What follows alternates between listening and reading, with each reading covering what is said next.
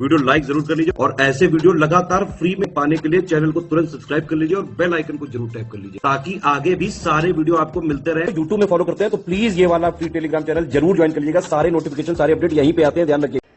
Hello everyone, I hope you all are doing well. मैं Shivangi Singh study for civil services में आप सभी का बहुत बहुत स्वागत करती हूँ। ये हमारा टेस्ट नंबर 6 होगा, यूपी पीसीएस प्रीलिम्स 2023 के लिए फुल लेंथ टेस्ट नंबर 6। इसमें भी सेम चीज है, सारे क्वेश्चंस मिक्स टाइप के हैं। आपको अच्छे से टेस्ट अटेम्प्ट करना है और अपना स्कोर मुझे कमेंट डाउन करके जरूर बताना है। मैं लगातार चेक कर रही हूँ आप लोगों के कमेंट्स। कुछ लोग सिर्फ क्रिटिसिज्म के लिए कमेंट करते हैं, कुछ लोग स्कोर सबसे कम कमेंट होते हैं, स्कोर सबसे ज्यादा मिलने चाहिए। आप कुछ मत लिखिए कमेंट सेक्शन में, आप सिर्फ अपना स्कोर लिखिए, बस उतना हम लोगों के लिए सफिशिएंट होगा।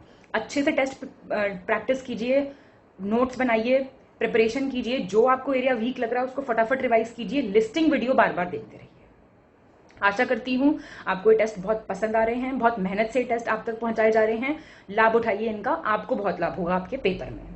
इसके अलावा यूपी पीसीएस 2024 के लिए जो लोग शुरुआत से सिलेक्शन तक की तैयारी करना चाहते हैं, उसके लिए हमारा कंप्लीट पेड ग्रुप 24 अप्रैल से ऑलरेडी स्टार्टेड है।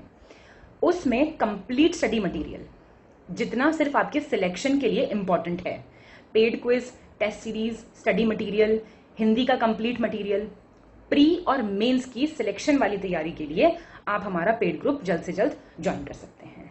बहुत बहुत धन्यवाद। हम शुरुआत कर रहे हैं हमारे टेस्ट नंबर 6 की। चलिए, तो अब हम अपना UP PCS GS full length test number 6 देखेंगे। निम्नलिखित में से कौन सा विकल्प सही सुमेलित है? करेक्टली मैच पूछ रहा है। अब यहाँ पे आपको कुछ वाइल्ड लाइफ सेंचुरीज, वन्य जीव अभ्यारण्य दिए हुए हैं, आपको स्टेट बताना है। यही सवाल आता है।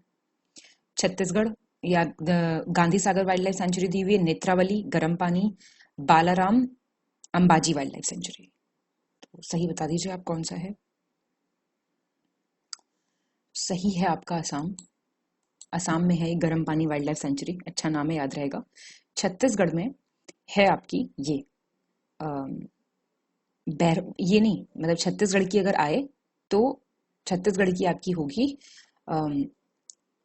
बहरामगढ़ वाइल्ड लाइफ सेंचुरी। ठीक है।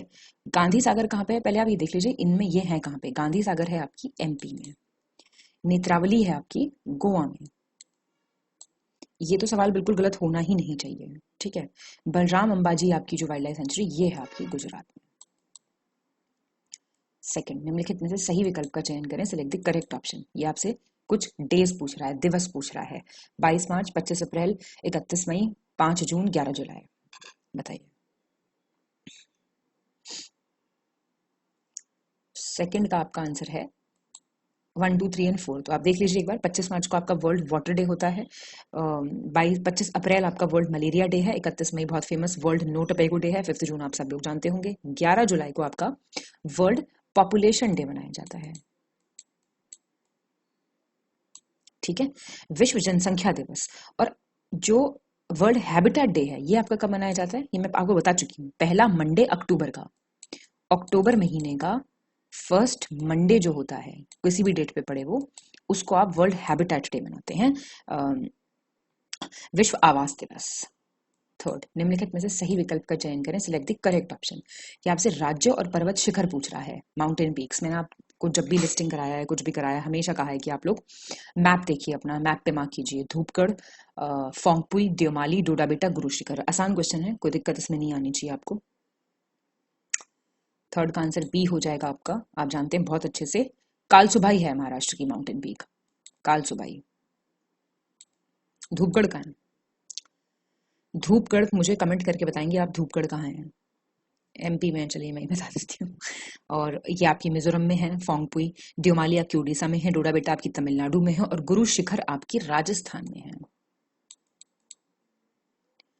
फोर्थ, निम्नलिखित में से सही विकल्प का चयन करें, सिलेक्ट द करेक्ट ऑप्शन। ये आपसे क्षेत्र पूछ रहा है, घास के मैदान। बहुत आसान क्वेश्चन, बहुत फेमस क्वेश्चंस, लगातार पूछे जाते हैं क्वेश्चंस आपके। Pampas, pusztas, velds, Canterbury.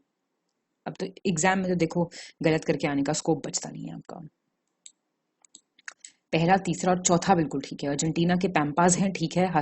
और ये पुस्टाज आपके हंगरी में मिलते हैं। हंगरी कैपिटल क्या है हंगरी की, बताइए मुझे। साउथ अफ्रीका के वेल्स हैं, न्यूजीलैंड के कैंटरबरी हैं और ऑस्ट्रेलिया के आप जानते हैं बहुत ही फेमस डाउन्स। फिफ्थ, निम्नलिखित में से कौन सा सम्मिलित नहीं है ठीक? Not correctly match. अभी कुछ लाइंस दी हुई हैं जो कुछ कंट्रीज को डिवाइड करते हैं। मैनरहाइम लाइन, ओडरनीस लाइन, सिगफ्रीड लाइन, आपकी ब्लू लाइन। तो आप बताइए कौन सा सही है, कौन सा सही नहीं है? तो फिफ्थ का आपका ठीक नहीं है डी। अब आप देख लीजिए, मैनरहाइम लाइन रशिया और फिनलैंड को डिवाइड करती है, ये पोलैंड जर्मनी को। ओडरनीस ये आप जानते हैं नदियां हैं उनके ऊपर है ये। जर्मनी फ्रांस को सिगफ्रीड लाइन डिवाइड करती है और ब्लू लाइन डिवाइड करती है लेबनान और इजराइल को, ना कि जॉर्डन। सिक्स्थ, निम्नलिखित में से सही विकल्प का चयन करें, सिलेक्ट द करेक्ट ऑप्शन। ये आपसे कह रहा है शहर और नदियां, सिटीज और रिवर्स, मतलब कौन सी सिटी किस रिवर पे लोकेटेड है। अब आप देख लीजिए, जैसे बगदाद इराक नाइपर पे, बराडा पे कौन सी है, दानूबे पे। एक बार पढ़िए इसको और मुझे बताइए, मार्क कीजिए मतलब कमेंट में। आंसर इसका सी हो जाएगा। देखिए थर्ड, फोर्थ और फिफ्थ। अब मेरी बात सुनिए, बगदाद जो है वो टिग्रिस नदी पे है। बगदाद इज ऑन टिग्रिस, मैं लिख देती हूँ एक बार, TIGRIS, टिग्रिस। कायरो इजिप्ट आपका नील नदी पे है। ये तो आपका गलत हो ही नहीं सकता, it is on Nile river या फिर नील, जो भी आप बोले। फिर आपका वियना ऑस्ट्रेलिया डानूबे पे बिल्कुल ठीक है। लाहौर पाकिस्तान आपका है रावी नदी पे बिल्कुल ठीक है। यंगून म्यांमार आपका इरावडी नदी पे है, बिल्कुल ठीक है, याद रखिए। बराडा रिवर और नाइपर रिवर भी आपको दी हुई है यहाँ पे, तो वो भी आप सुन लीजिए। नाइपर रिवर पे है आपका कीव, ठीक है जी।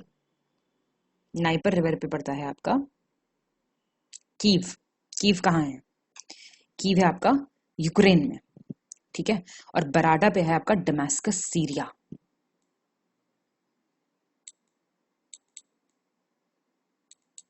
ठीक है जी, तो ये आपको थोड़ा सा ध्यान रखना है। सेवेंथ देखेंगे, निम्नलिखित कथनों पर विचार करें, consider the following statements. Hridaynath Kunzru ने 1914 में प्रयागराज में सेवा समिति की स्थापना की थी, ठीक है। और ढोंडो केशव कार्वे ने 1910 में पुणे में निष्काम कर्म मठ की स्थापना की थी। बताइए कौन सा सही है?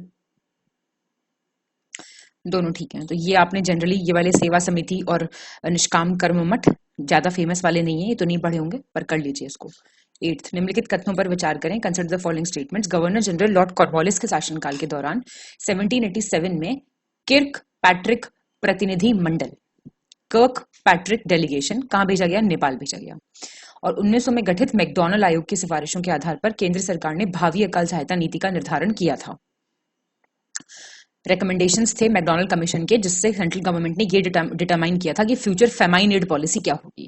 बताइए कौन सा इनकरेक्ट पूछ रहा है?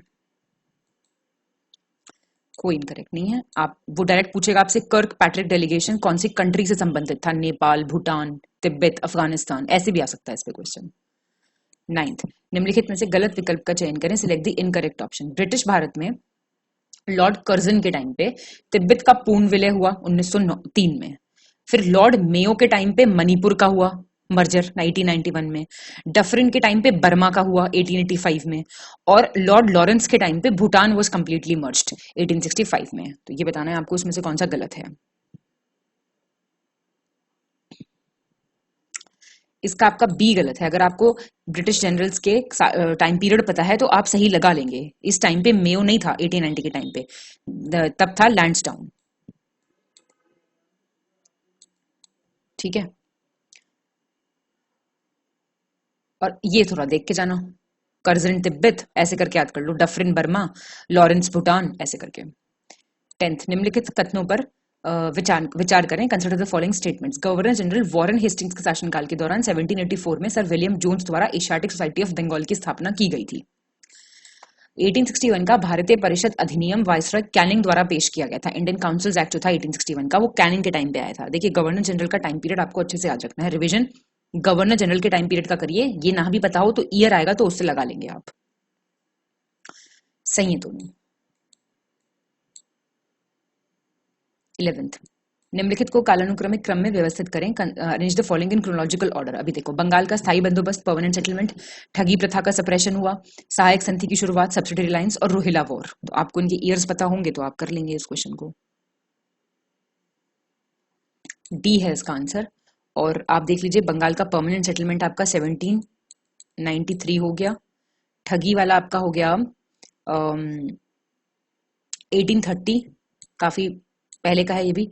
और सब्सिडरी लाइन 1798 का है।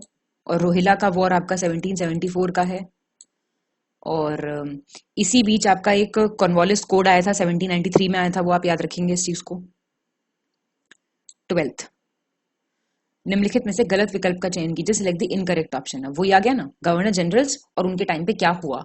रेवतवाड़ी सिस्टम थॉमस मुनरू लेके आए थे हेस्टिंग्स के टाइम पे, बर्मीज वॉर ऑकलैंड के टाइम पे, चार्टर एक्ट बेंटिक के टाइम पे आया, लाहौर की संधि हुई हार्डिंग के टाइम पे। तो इनकरेक्ट बताना है आपको कौन सा है इसमें से। तो इसका आपका बी इनकरेक्ट है। लॉर्ड ऑकलैंड के टाइम पे प्रथम बर्मी युद्ध नहीं हुआ था, 1824 से 1826 की बात है, लॉर्ड एमहर्स्ट थे। हेस्टिंग्स के टाइम पे याद रखिएगा आप, हेस्टिंग्स के टाइम पे ट्रीटी विद सिंधिया हुई थी और ये हुआ था आपका रेवतवाड़ी 1820 के करीब में। और फिर आपका ट्रीटी ऑफ लाहौर 1846 में हुई थी और इसका तो आपका दिया ही हुआ है। 13th, निम्नलिखित में से गलत विकल्प का चयन करें, सिलेक्ट द इनकरेक्ट ऑप्शन। देख लीजिए अब फिर से, स्टैटिस्टिकल सर्वे कब बना। 100 बार हम इन टेस्ट सीरीज में स्टैटिस्टिकल सर्वे वाला क्वेश्चन कर चुके हैं, तो आपका एक भी नहीं गलत होना चाहिए। डलहौजी के टाइम पे, लिटन के टाइम पे क्या हुआ, मेयो के टाइम पे क्या हुआ, सारे इंपॉर्टेंट आप देख चुके हो। तो प्लीज मुझे बताओ, देखिए कौन सा इसमें से गलत है। 13th का आपका डी गलत हो जाएगा। सेकंड और फोर्थ गलत है, देख लीजिए। अब मैं बताती हूँ आपको, सुनिए। मेयो का टाइम पीरियड क्या था, 1869 से 1872 था। स्टैटिस्टिकल सर्वे बना, डिपार्टमेंट ऑफ एग्रीकल्चर बना, बताया था आपको, इंट्रोडक्शन ऑफ रेलवे सिस्टम हुआ। फिर आपका जो एग्रीकल्चर और कॉमर्स वाला है पार्ट, वो आया आपका लिटन के टाइम पे। फिर आपका कैनिंग के टाइम पे आया विडो रिमैरेज एक्ट, ये आया था आपका 1856 में, तो उसी वक्त वो चल रहा था, कैनिंग था। डलहौजी के टाइम पे आया था आपका लॉर्ड डलहौजी, ये हो गया आपका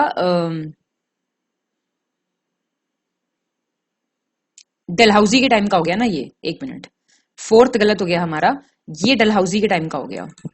और जो एग्रीकल्चर डिपार्टमेंट वाला है वो मेयो के ही टाइम का है, ये हम पहले देख चुके हैं, तो ये दोनों गलत हो गए। और डलहौजी का टाइम पीरियड था 48 से 56, तो ये रीमैरिज एक्ट आया आपका डलहौजी के टाइम पे, कैनिंग के टाइम पे नहीं आया था। और वुड्स डिस्पैच भी उसी वक्त आया, डॉक्ट्राइन ऑफ लैप्स आया, आपने पढ़ा होगा, ठीक है। तो ये चीज आपको देख के चलनी है। 14th देख लीजिए अब आप। निम्नलिखित कथनों पर विचार करें, कंसिडर द फॉलोइंग स्टेटमेंट्स। सिंगफोस का विद्रोह, रिवोल्ट ऑफ सिंगफोस, कब हुआ, असम बर्मा बॉर्डर पे हुआ 1843 में, और किसकी लीडरशिप में, निरंगा या फिर निरंग फीदू की। फिर क्या होता है, सेकंड, मतलब अलग से बता रही हूँ, फिर क्या होता है नहीं, सेकंड एंग्लो मराठा वॉर के बाद ट्रीटी ऑफ राजपुर घाट हुई थी ब्रिटिश के बीच में और यशवंत राव होलकर के बीच में 1806 में। सही बताना है आपको कौन सा है। तो दोनों ठीक है बिल्कुल। तो एक बार थोड़ा सा देख के जाना, ये होलकर डायनेस्टी थी एक, उसके राजा थे, इन दोनों के बीच में ये ट्रीटी हुई 1806 में। और थोड़ा सा ये याद रख लेना, रिवोल्ट ऑफ सिंगफोस के एरिया याद रखना और लीडर, बस यही पूछता है, लीडर और एरिया का नाम। 15th, चुआर विद्रोह, चुआर अपराइजिंग से रिलेटेड सवाल स्टेटमेंट्स हैं, उनमें से आपको इनकरेक्ट बताना है। ये कहाँ हुआ, मिदनापुर में। जगह पूछ रहा है और लीडरशिप, मैंने क्या बताया, जगह लीडरशिप पक्की याद होनी चाहिए। कौन कौन लीडर्स दिखा रखे हैं इसमें, श्याम गुंजन, दुर्जन सिंह, माधव सिंह के नेतृत्व में। बहुत बार आ चुका है ये सवाल। इनकरेक्ट कौन सा, इसमें से कोई नहीं है, मतलब अब तो रट गया होगा ये आपको। मिदनापुर डिस्ट्रिक्ट बंगाल का, और टाइम पीरियड इसका मैं आपको कई बार बता चुकी, पहले 1766 से हुआ ये 1772 तक, फिर आपका ये हुआ 1795 से 1816 तक। 16, निम्नलिखित में से सही विकल्प का चयन करें, सिलेक्ट द करेक्ट ऑप्शन। आ गया फिर से, Kuka movement, vernacular press act, Ilbert bill, Indian council, किन किन वाइसरॉयज के अंडर ये चीजें आई थी, टाइम पीरियड में आई थी, आपको ये देख के बतानी है। तो सही है 1, 2, 3 एंड 4 बिल्कुल ठीक है। नॉर्थ, लॉर्ड नॉर्थ ब्रूक, मैं आपको इनका टाइम पीरियड फिर से रिवाइज करा देती हूँ एक बार। 1872 से थे ये 1894 तक। कूका मूवमेंट हो गया इनके टाइम पे। लिट्टन था आपका 1876 से 1880 में, 80 तक। और वर्नाकुलर प्रेस एक्ट कब का है, 1878 का। इसकी तो बहुत फेमस डेट है, याद होगी आपको। रिपन के टाइम पे रिपन काफी पुराना हो गया, 1800 से, ये कांग्रेस बनने से एक साल पहले तक था, तो उसी वक्त इल्बर्ट बिल की कंट्रोवर्सी चल रही थी, ठीक है। और फैक्ट्री एक्ट का टाइम था इस टाइम पे। और फिर आपका काउंसिल्स एक्ट के वक्त आपका लॉर्ड लैंसडाउन था। लॉर्ड लैंसडाउन का हो गया आपका 1888 से 1894, तो ये इसके बीच में आ गया। ठीक है, ये रिवाइज करते रहो तो हो जाएगा। 17 निम्नलिखित में से गलत विकल्प का चयन करें, सिलेक्ट द इनकरेक्ट ऑप्शन। अभी आपसे बोल रहा है यूनिवर्सिटी कमीशन कब आया, इंडियन यूनिवर्सिटीज एक्ट कब आया, एंशिएंट मॉन्यूमेंट्स प्रिजर्वेशन एक्ट कब आया, और यंग हस्बैंड कमीशन भेजा गया था तिब्बत में, वो कब भेजा गया, बताओ जल्दी। इनकरेक्ट पहला है आपका, विश्वविद्यालय आयोग की नियुक्ति हुई थी 1902 में। और आप मुझे बताएंगे ये जो सब हो रहा है ये कौन से वाइसरॉय, कौन से गवर्नर जनरल, कौन से वाइसरॉय के टाइम की घटनाएं हो रही हैं सारी, ये सारे बिल्कुल ठीक दे रखे हैं। 18 निम्नलिखित को कालानुक्रमिक क्रम में व्यवस्थित करें, arrange the following in chronological order. आपके ये मॉन्टेग का ऑगस्ट डिक्लेरेशन, काकोरी ट्रेन में डकैती हुई, जलियांवाला बाग, केरला में मोपला विद्रोह। आसान क्वेश्चन है, थोड़ा सा दिमाग लगाइए, हो जाएगा।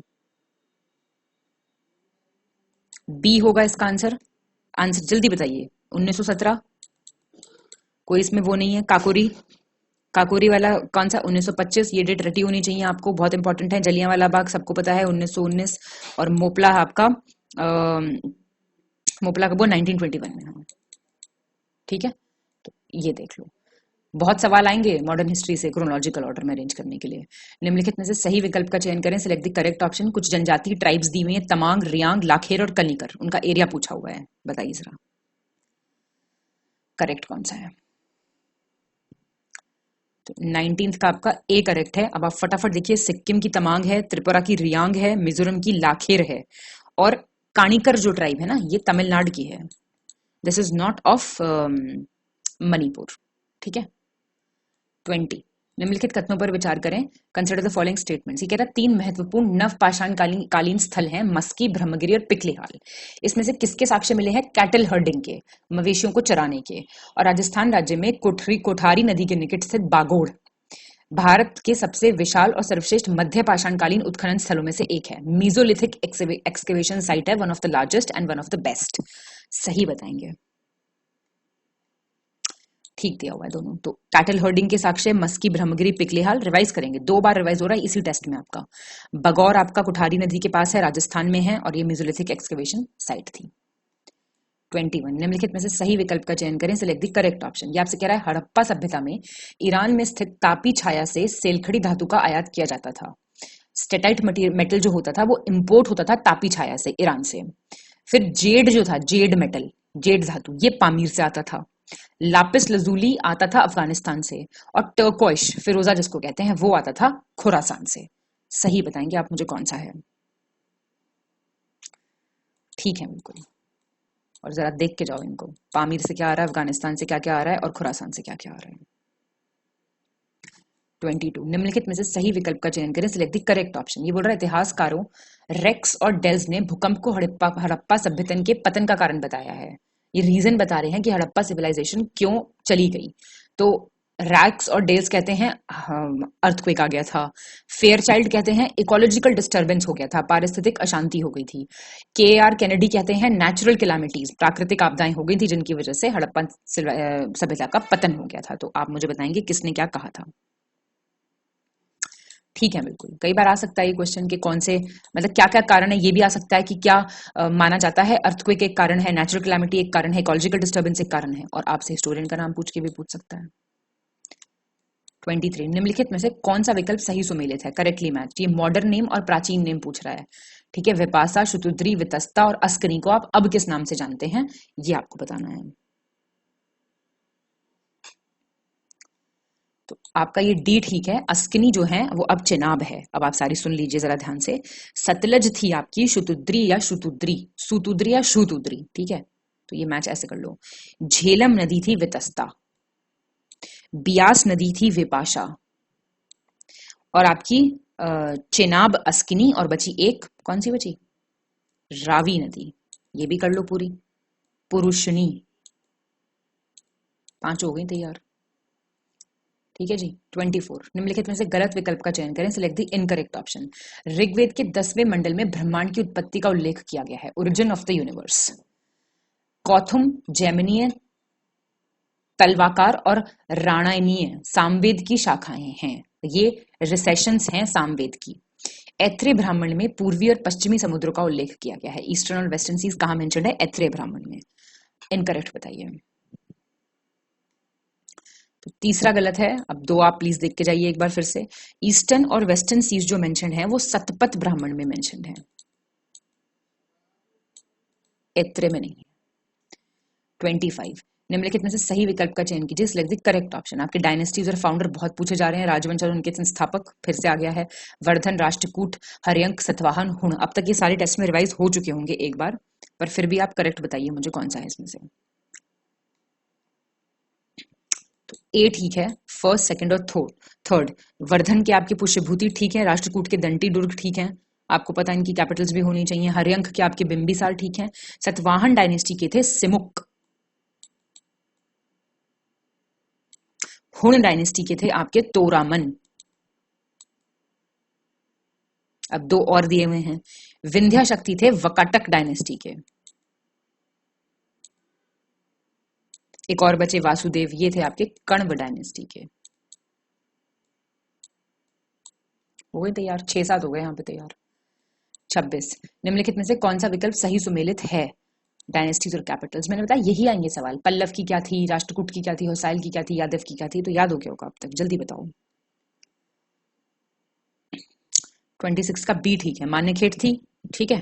पल्लव राजवंश की राजधानी थी कांचीपुरम। आप इसको गलत नहीं कर सकते हैं, ये गलत करना पाप है आप लोगों के लिए। बनवासी राजधानी 100 बार बता दिया, कदम्ब डायनेस्टी की थी, कदम्ब, ठीक है जी। होसाल की थी आपकी द्वार समुद्र, होसाइल की द्वार समुद्र, द्वार समुद्र ऐसे लिख दिया मैंने। यादव वंश की डायनेस्टी थी देवगिरी। कितनी बार आ गया ये क्वेश्चन, मुझे लिखते हुए शर्म आ रही है, ठीक है। और आपकी अमकोंड किसकी थी? ककाटिया डायनेस्टी की थी, प्लीज याद रखिएगा, ककातिया। और लखनौती आप बता दो भाई, मुझे नहीं बताओगे। सेन डायनेस्टी की थी, मैंने सारे बता दिए हैं, याद कर लो इनको यहाँ पे, बस एग्जाम में ठीक कराना, यहाँ तो बता ही रही हूँ मैं। 27 निम्नलिखित में से सही विकल्प का चयन करें, select the correct option. Telangana के वारंगल में स्थित हजार खंबा मंदिर का निर्माण काकतीय राजवंश के शासनकाल के दौरान किया गया था, 1000 पिलर टेम्पल जो है। और तमिलनाडु का बृहदेश्वर जो टेम्पल है वो बना चोल के वक्त, और हजारा राम जो है कर्नाटक का वो बना विजयनगर के वक्त। तो क्या सही कौन सा है इसमें से? ठीक है सारे, बढ़िया सवाल है, कोई दिक्कत नहीं होनी चाहिए ऐसी आपको। 1000 पिलर टेम्पल था, 12वीं शताब्दी का है, याद रखिएगा। एक बात एक्स्ट्रा बता देती हूँ इसके लिए। और ककातिया किंग थे रुद्रदेव, उन्होंने ये मंदिर बनवाया था। फिर आपका बृहदेश्वर बहुत फेमस टेम्पल है, ये राजा राज वन जो थे चोल किंग 1010 में बना था ये, ठीक है। और आपका हजारा जो ये था 15वीं सेंचुरी का है ये। और ये राजा थे इस वक्त किंग देवराय सेकंड। तो सबके राजा, टाइम पीरियड सब बता दिया मैंने।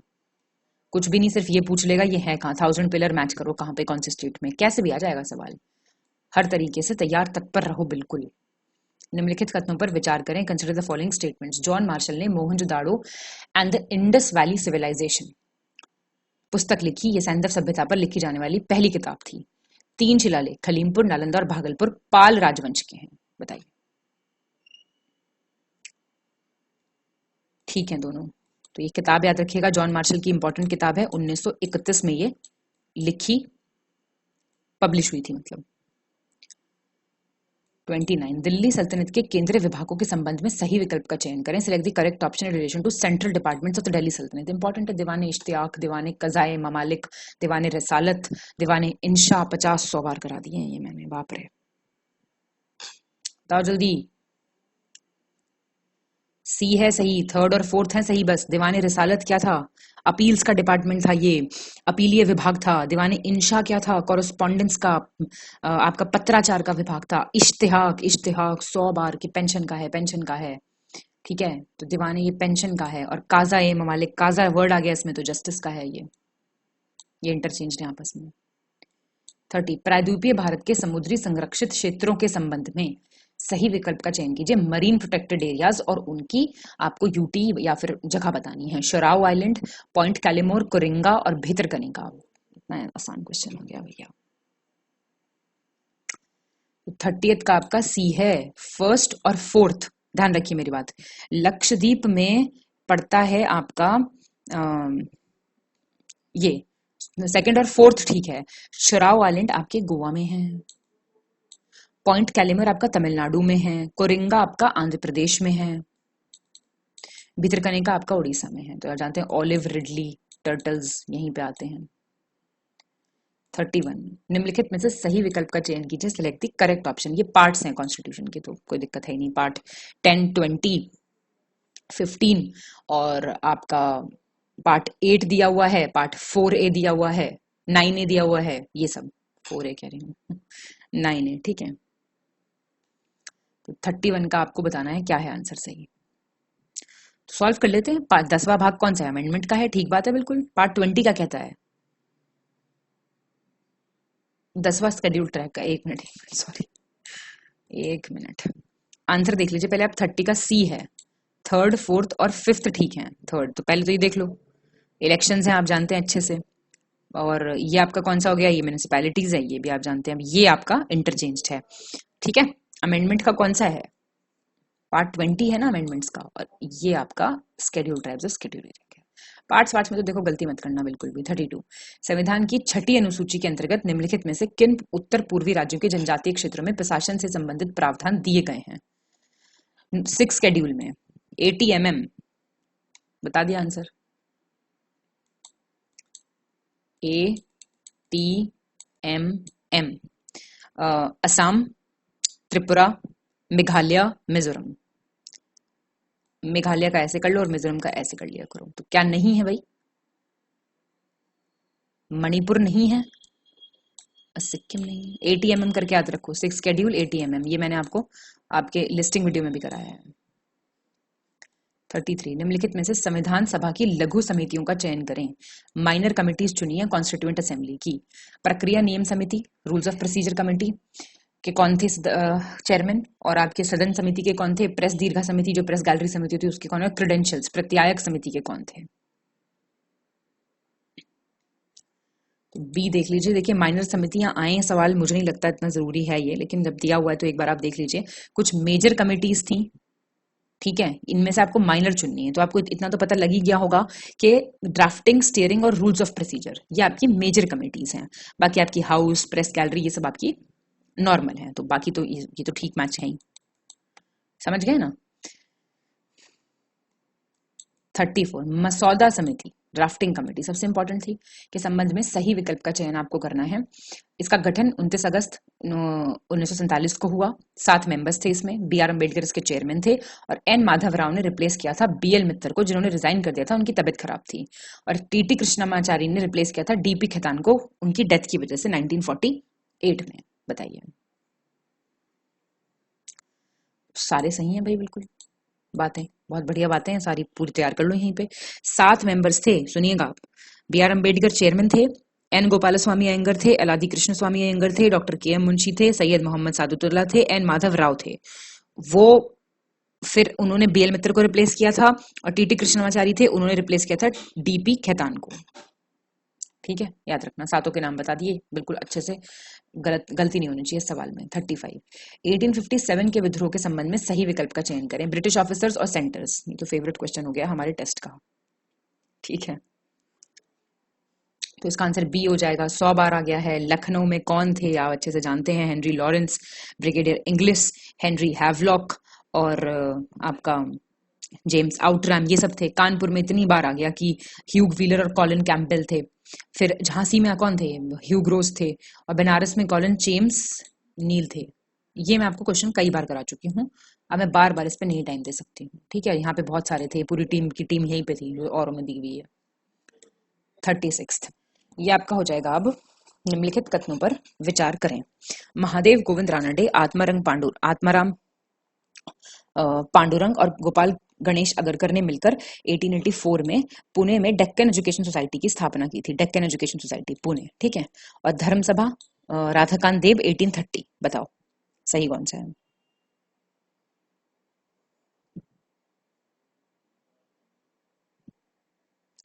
दूसरा ठीक है।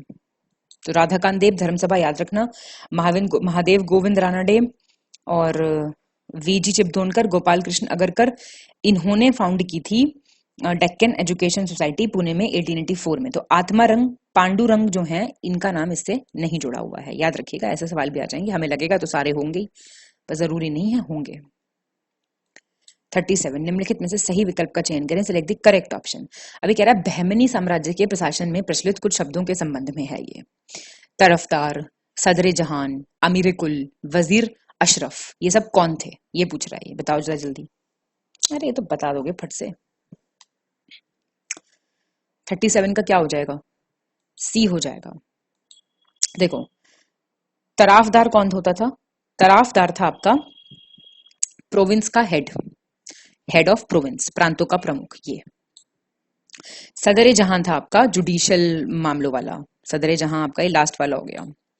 और आपका आमिर कुल था फाइनेंस का हेड, और वजीर अशरफ ये आपका ये था विदेशी मामले और राजकीय अदालत। ठीक है, ये थोड़े से इंपॉर्टेंट है, सारे इंपॉर्टेंट वाले दिए जा रहे हैं, पढ़ते रहो। 38 चोल साम्राज्य के ग्राम प्रशासन में प्रचलित कुछ शब्दों के संबंध में सही विकल्प का चयन कीजिए। आप जानते हैं चोल प्रशासन का जो विलेज एडमिनिस्ट्रेशन था वो बहुत अच्छा था। तो इरी विरपातन क्या था, नेट्टाल क्या था, सिरुतरम क्या था और कन्युदियार क्या था, ये आपको बताना है देख के। चोल एम्पायर से संबंधित ये कुछ शब्द हैं, ठीक बातें हैं सारी, प्लीज देख के जाइए। ये प्रोटेक्टेड मर्केंटाइल टाउन्स थे, संरक्षित व्यापारिक कस्बे। नित्ताल कंपल्सरी लेबर को कहते थे, और सिरुतुरम कनिष्ठ अधिकारी था, लोअर ऑफिशियल्स, और कन्युदियार भूस्वामी किसान था, लैंड ओनिंग फार्मर। 39 निम्नलिखित में से सही विकल्प का चयन कीजिए, सिलेक्ट द करेक्ट ऑप्शन।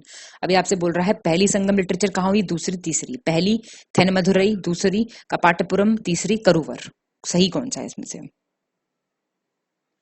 कोई भी बता देगा ये कि दो में मधुरई आता है इसमें, पहले और लास्ट में। पहली में थेन मधुरई, तीसरी में मधुरई,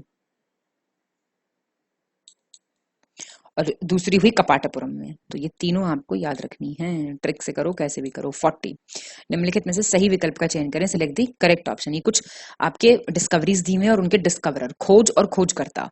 विटामिन का, स्मॉल पॉक्स वैक्सीन का, पेनिसिलिन का, पोलियो वैक्सीन का, इलेक्ट्रॉन्स का।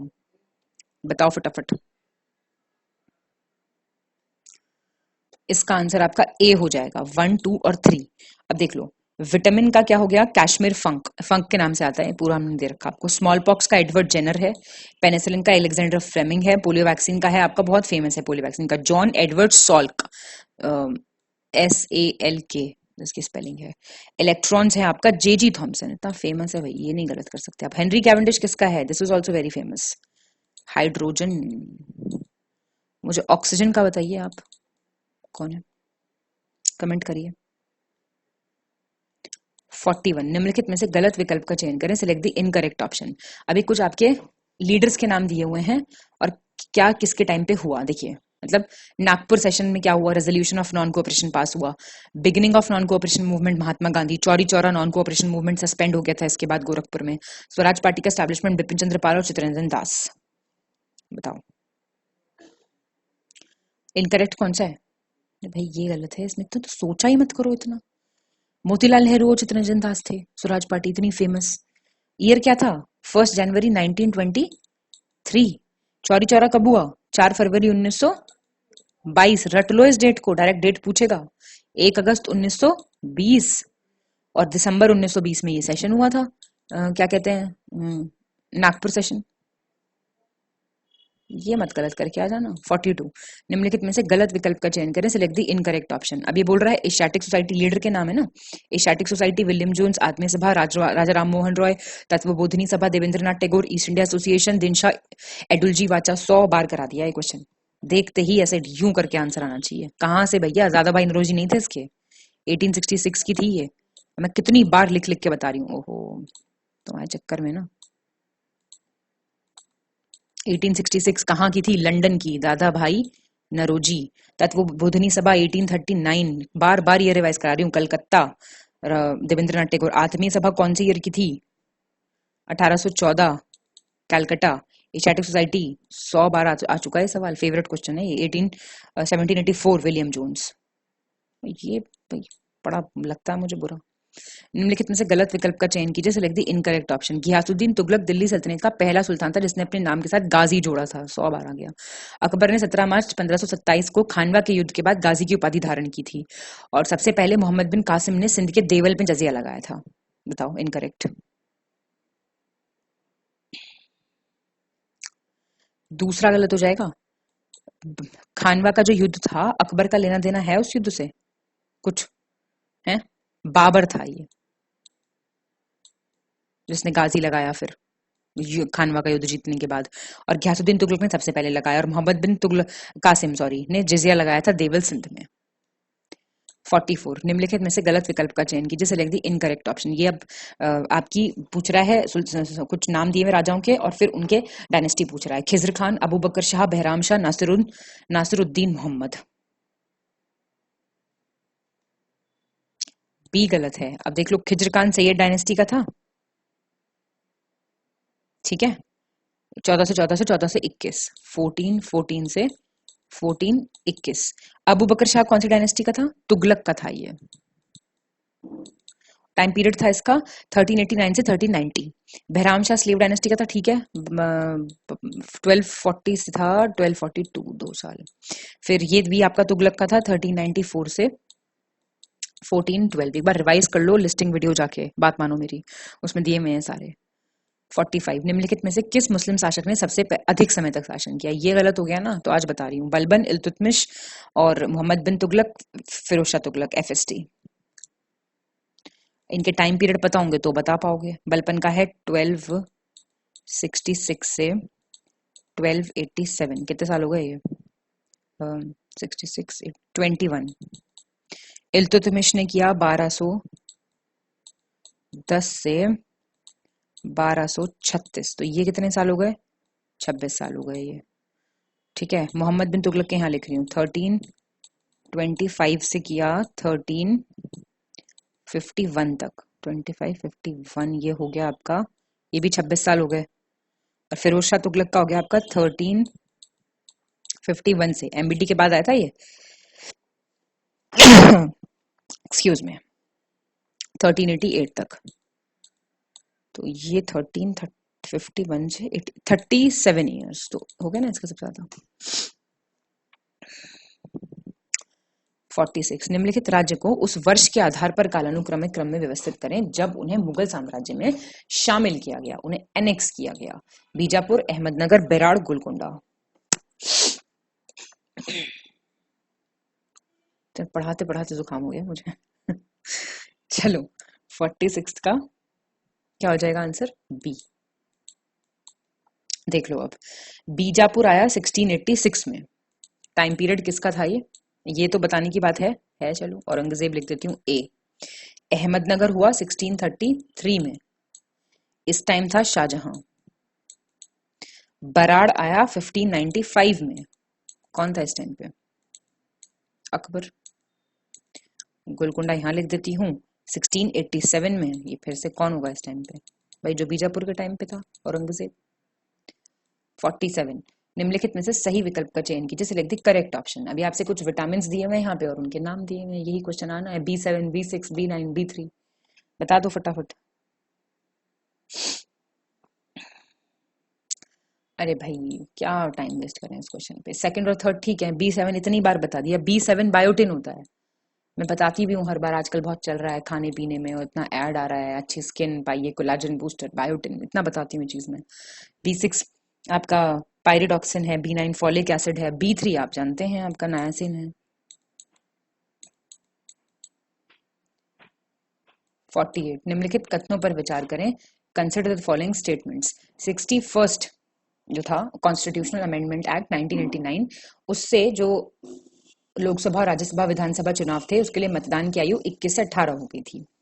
1963 में राफिक चकारिया की अध्यक्षता में शहरी स्थानीय निकाय के वित्तीय संसाधनों के संवर्धन पर मंत्रियों की एक समिति का गठन किया गया था। बताओ आंसर। ठीक बातें हैं दोनों। अब क्वेश्चन कैसे पूछ सकता है वो देखो, ये तो रट लो बिल्कुल। 21 से 18 किससे हुई थी? अब ये याद रखना कि फाइनेंशियल रिसोर्सेज जो अर्बन लोकल बॉडीज हैं उसके ऑगमेंटेशन के लिए जो मतलब वो पूछेगा आपसे राफिक जकारिया जो समिति थी वो किससे संबंधित थी, तो याद रखिएगा अर्बन लोकल बॉडी से संबंधित थी। 49 निम्नलिखित में से सही विकल्प का चयन करें। सेंसस आ गया भैया यूपी का। अच्छा लगता है आपको क्वेश्चन? बेकार लगता है? जरा मुझे कमेंट करके यही बता दो। एसटी की पॉपुलेशन सबसे ज्यादा सोनभद्र, सबसे कम लखीमपुर खीरी। एससी की सबसे ज्यादा सीतापुर, सबसे कम एससी की बागपत। तो एससी एसटी की पॉपुलेशन यहाँ से आपकी प्रिपेयर हो जाएगी, जो कि आपकी ऑलरेडी हो रखी है, बहुत बार करा चुके हैं क्वेश्चन में। फर्स्ट, थर्ड और फोर्थ ठीक है। अब देखो सोनभद्र में सबसे ज्यादा आपके एसटी हैं, ऐसे याद करो, और एसटी सबसे कम आपके बागपत में है। देखिए बहुत बार करा चुकी हूँ मैं क्वेश्चन आपको, लखीमपुर खीरी नहीं है। सीतापुर में सबसे ज्यादा एससी पॉपुलेशन मिलेगी आपको, और बागपत में लोएस्ट एससी पॉपुलेशन हो गई। तो एससी और एसटी दोनों ही सबसे कम किस में हो गए? बागपत में हो गए ना, ऐसे तैयार कर लो। 50 फिर से उत्तर प्रदेश जनगणना आ गई है, गलत बताना है आपको। उच्चतम लिंगानुपात वाले 2 शीर्ष राज्य, मतलब टॉप 2 डिस्ट्रिक्ट जिनका हाईएस्ट है सेक्स रेशियो, जौनपुर और फिर देवरिया, और 2 डिस्ट्रिक्ट टॉप मोस्ट जिनकी सबसे कम डेकेडल ग्रोथ रेट हुई है, सबसे कम दशकीय विकास हुआ है, बागपत हमीरपुर। तो इनकरेक्ट कौन से हैं बताओ मुझे।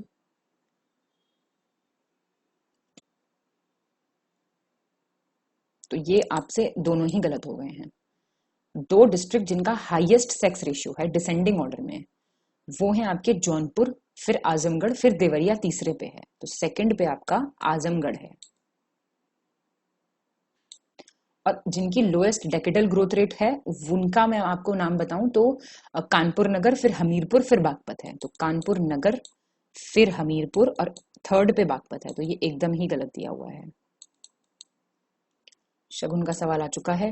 निम्नलिखित में से सही विकल्प का चयन करें, सिलेक्ट द करेक्ट ऑप्शन। अब बता दो मुझे, तुमने इनमें से पिछले ही टेस्ट में किया था नहीं किया था एक भी? सोल्डर मेटल में क्या है, स्टर्लिंग सिल्वर में क्या है, बेल मेटल में क्या है, कॉइन मेटल में क्या है?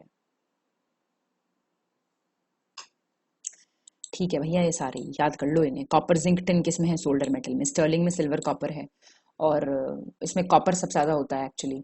स्टर्लिंग सिल्वर में आपका सिल्वर सबसे ज्यादा होता है। बेल मेटल में आपका कॉपर और टिन होता है, तो कॉपर सबसे ज्यादा होता है। एरो इसलिए बना जिससे पता लगे। कॉइन मेटल में आपका ये क्या होता है? कॉइन मेटल में कॉपर और निकल में से कॉपर सबसे ज्यादा होता है। ठीक है, याद रखना। चलो, और एक चीज और याद रखना। अच्छा, गन मेटल में क्या होता है आपके? बताएगा कोई? बताओ मुझे, गन मेटल में क्या होता है?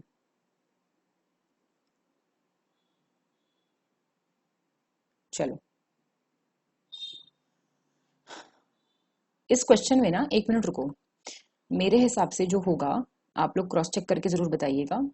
जो आपका सोल्डर मेटल है उसमें टिन और लेड होता है इक्वल क्वांटिटीज में। टिन प्लस लेड सोल्डर में, ठीक है। और गन मेटल का कॉम्पोजिशन आपका कॉपर, जिंक और टिन। ये मैं यहाँ पे क्लैरिफाई कर रही हूँ, स्टार भी बना रही हूँ, मुझे कमेंट करके बताना, ठीक है। चलो, 52 निम्नलिखित में से कौन सा राज्य 17वीं भारतीय राज्य वन रिपोर्ट 2021 के अनुसार झाड़ियों के क्षेत्रफल की दृष्टि से शीर्ष 3 राज्यों में नहीं आता? टॉप 3 स्टेट्स में से श्रब्स की, स्क्रब्स नहीं होगा, श्रब्स होगा। 17th India state of the forest report, Andhra Pradesh, Orissa, Rajasthan, या फिर नन ऑफ दीज। तो राजस्थान नहीं आता झाड़ियों में। देखो टोटल जो 5 स्टेट्स बता देती हूँ जो श्रब्स से रिलेटेड है। श्रब्स में आपका आंध्र प्रदेश है टॉप पे, नंबर 1। फिर है आपका एमपी नंबर 2 पे। फिर है आपका उड़ीसा नंबर 3 पे, ठीक है जी। फिर राजस्थान है नंबर 4 पे, और कर्नाटका है आपका नंबर 5 पे। तो आता तो है राजस्थान, लेकिन टॉप 3 में नहीं आता। 53 आ गया फिर से आपकी वन सिटी रिपोर्ट आ गई है। मैनग्रोव आवरण की दृष्टि से शीर्ष 2 राज्य पूछ रहा है ये। Mangrove cover top most, West Bengal, Gujarat, Andhra Pradesh, Maharashtra. तो याद हो गया ऊपर तक।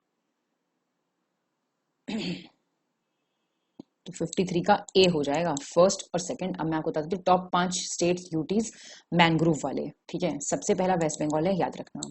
फिर गुजरात है, याद रखना। तीसरे पे आपका अंडमान और निकोबार है। चौथे पे आपका आंध्र प्रदेश है। महाराष्ट्र आपका 5वें पे है। तो टॉप 5 यहीं दिए हुए हैं, तीसरा बस यहाँ पे ऐड होगा, जिसकी वजह से ये सवाल आपका 1 और 2 का आंसर। 54 निम्नलिखित में से सही विकल्प का चयन करें, सिलेक्ट द करेक्ट ऑप्शन।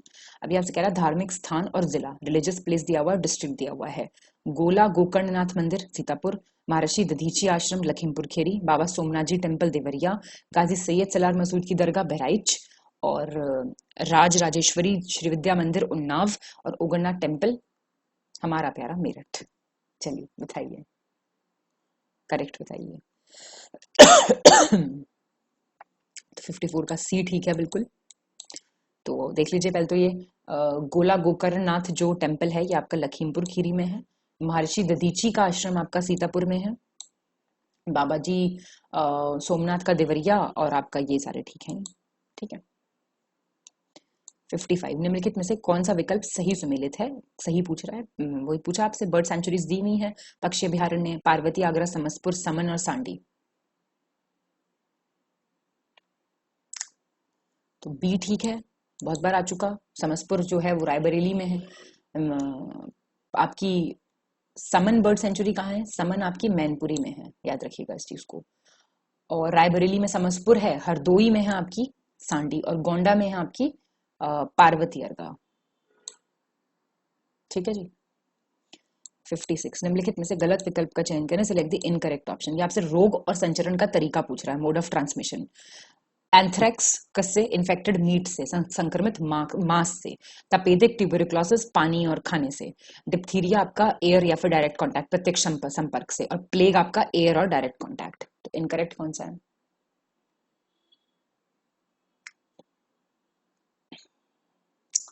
इसमें इनकरेक्ट देखिए बी हो गया। अब मेरी बात सुनिए, एंथ्रेक्स जो है वो आपका इन्फेक्टेड मीट से होता है, ठीक है। तपेदिक ट्यूबरकुलोसिस कहाँ से? पानी और खाने से थोड़ी होता है, तो हवा से होता है, एयर। और डिप्थीरिया कहाँ से होता है? आपका एयर और डायरेक्ट कॉन्टैक्ट से। और प्लेग भी, ठीक है बिल्कुल। 57 निम्नलिखित में से गलत विकल्प का चयन कीजिए, सिलेक्ट द इनकरेक्ट ऑप्शन। अभी कह रहा है बीमारी जो किससे होती है? बैक्टीरिया से। कौन सी? Hepatitis B. वायरस से खसरा मीजल्स और प्रोटोजोआ से काला अजहर। तो 57 का ए हो गया। ये वही हो गया ना आपका, बैक्टीरिया से कौन सी, वायरस से कौन सी, प्रोटोजोआ से कौन सी। अब देखो बैक्टीरिया से जो डिजीज होती है वो है कॉलरा और टाइफाइड। ठीक है, कॉलरा प्लस टाइफाइड। वायरस से होती है आपकी मीजल्स और हेपेटाइटिस बी, ये दोनों। प्रोटोजोआ से होता है आपका काला अजहर, स्लीपिंग सिकनेस एक बीमारी होती है। और एक आपका बचा फंजाई, इससे होते हैं आपके रिंग वर्म्स, सुना होगा आपने। और भी होती है बीमारियां, आप लिख सकते हो कमेंट में कि और बाकी कौन कौन सी बीमारी है। 58 का आपका निम्नलिखित विकल्पों में से कौन सा सही ढंग से मेल नहीं खाता है? Not correctly matched. भारतीय गन्ना अनुसंधान संस्थान Lucknow UP, central tobacco research institute Rajahmundry Andhra Pradesh, central plantation crops research institute Kasaragod Kerala, rubber board Guntur Andhra प्रदेश।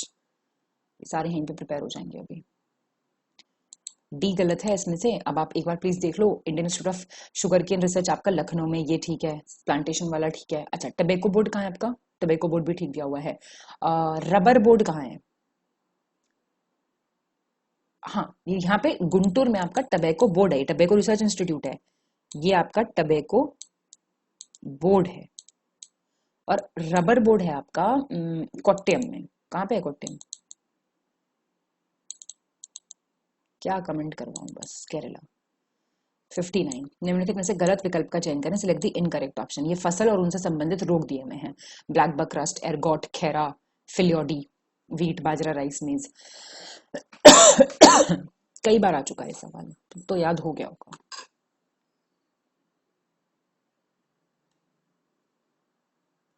तो आपका इनकरेक्ट है इसमें से डी। तो वीट में क्या होता है? करनाल बंट होता है, ब्लैक रस्ट होता है, सुना होगा आपने। बाजरा में होता है आपका एरगॉट, राइस में होता है आपका खैरा हो गया, ब्लैक स्मट हो गया। सेसमे समझते हैं आप? तिल, तिल में आपका ये रोग होता है, फिलोडी। और मेज में आपका होता है डाउनी मिल्ड्यू, डाउनी मिल्ड्यू। अच्छा, ऐसा ही आप मुझे एक रोग बताइए कॉटन का। कॉटन में कौन सा होता है? 60 निम्नलिखित में से सही विकल्प चुनें, सिलेक्ट द करेक्ट ऑप्शन। ये आपसे बोल रहा है कौन से एसिड्स मिलते हैं। इमली अंगूरों में टार्टरिक एसिड, सोडा वाटर में कार्बोनिक, काले शहतूत और जामुन में आइसोसिट्रिक और गाजर में ब्यूटरिक एसिड, विनेगर में एसिटिक एसिड। करेक्ट बताऊं? बी हो गया इसका। 1, 2 और 4 सही है। करेक्ट पूछ रहा है ना ये। हाँ, 1, 2, 3 और 5, 4 गलत है भाई। कैरेट्स में ब्यूटेरिक एसिड नहीं हो सकता। ब्यूटेरिक एसिड किस में होता है? बटर में होता है, बटर से बटर ब्यूटेरिक। कैरेट्स में आपका मेलिक एसिड होता है, और ये एसिड आपका एप्पल्स में भी पाया जाता है, सेब में। याद रखिएगा ये चीज, ठीक है। 61, निम्नलिखित में से सही विकल्प चुने, सिलेक्ट द करेक्ट ऑप्शन। वही हो गया आपका, वैरायटी पूछ रहा है ये। कैबेज पत्ता गोभी की, पूसा मुक्ता, पूसा कार्तिकी आपकी कॉलीफ्लावर की है, फूल गोभी की, पूसा मेघदूत आपकी बॉटल गार्ड की है, लौकी की, और पूसा रत्न आपकी प्याज की है। ठीक है सारे। 62, नवीनतम खनिज डेटा 2023, लेटेस्ट मिनरल डेटा आ चुका है। अब ये पहली बार आया टेस्ट में मेरे हिसाब से। ये बोल रहा है इंडिया जो है वो 5वां सबसे बड़ा उत्पादक है बॉक्साइट का, 5वां सबसे बड़ा है कोल रिजर्व्स का, कोयला भंडार, और 5वां सबसे बड़ा है एल्यूमिना। तो कौन सा आपका सही है? पहला और दूसरा ठीक है। अब देखिए एल्यूमिना का जो है इंडिया वो 4th लार्जेस्ट है,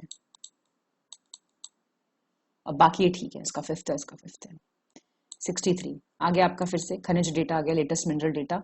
अब वही टॉप स्टेट्स बता दूंगी मैं आपको, 2-3 सही रहेगा उससे। आयरन ओर का टॉप कौन सा है, लेड का कौन सा है, लिग्नाइट का कौन सा है, लाइमस्टोन का कौन सा है।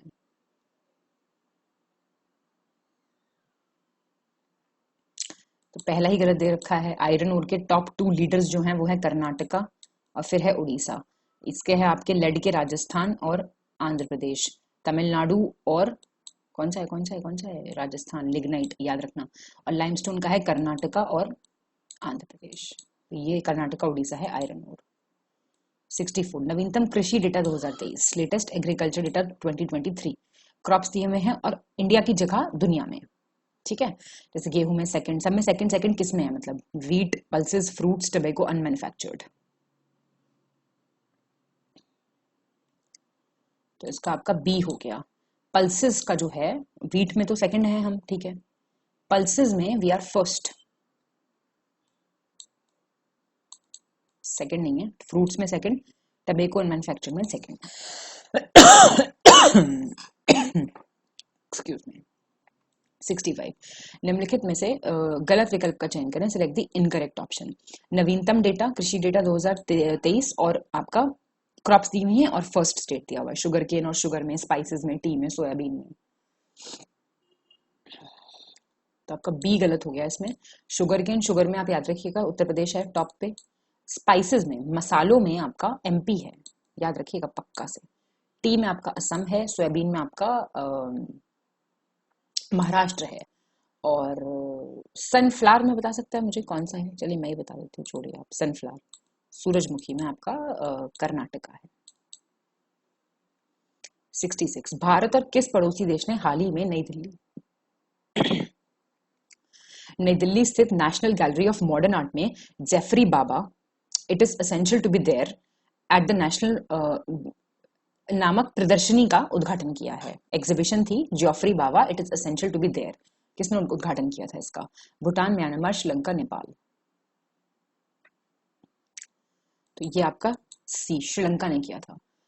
इंडिया के एक्सटर्नल अफेयर्स मिनिस्टर थे एस जयशंकर, और उनका श्रीलंका ने एक एग्जीबिशन का किया था आपका इनॉग्रेशन। तो ये टाइटल याद रख लेना, ये क्या थी, तो ये एग्जीबिशन थी, ऐसे भी आ सकता है। 67, हाल ही में भारत के किस शहर में भारतीय रिजर्व बैंक के गवर्नर शक्तिकांत दास द्वारा एक ग्रीनफील्ड डेटा सेंटर और एक एंटरप्राइज कंप्यूटिंग एवं साइबर सुरक्षा प्रशिक्षण संस्थान की आधारशिला रखी गई? Greenfield data centre, enterprise computing and cyber security training institute, Bengaluru, Bhopal, Chennai, Bhubaneswar.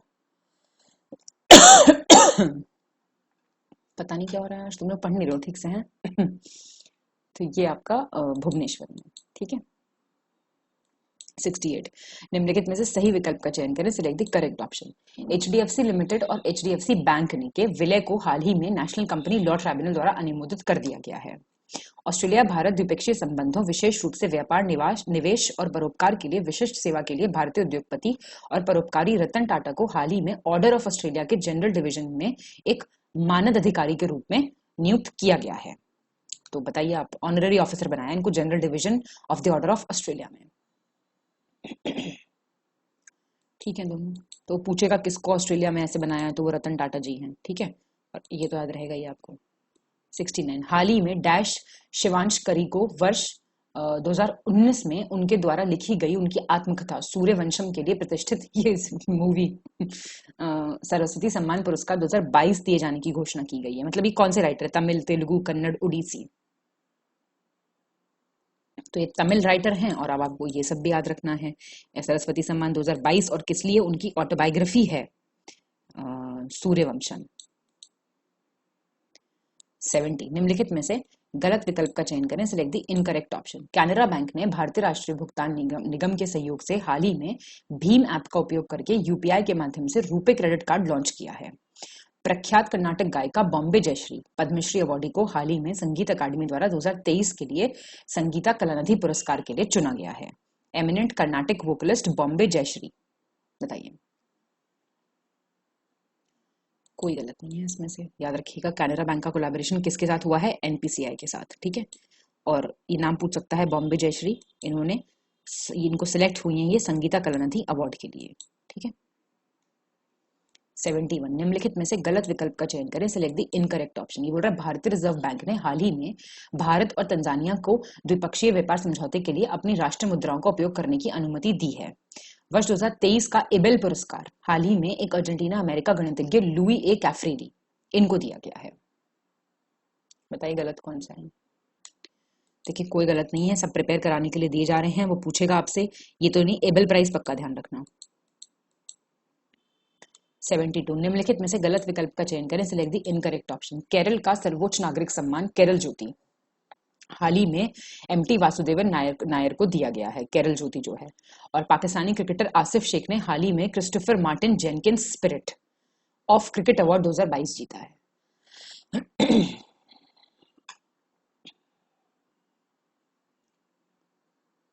ये सिर्फ इसमें बी गलत है। देखिए पाकिस्तानी क्रिकेटर नहीं है ये हैं आपके नेपाली क्रिकेटर जिनको ये अवार्ड अभी मिला है, और ये याद रखिएगा किसको मिला है।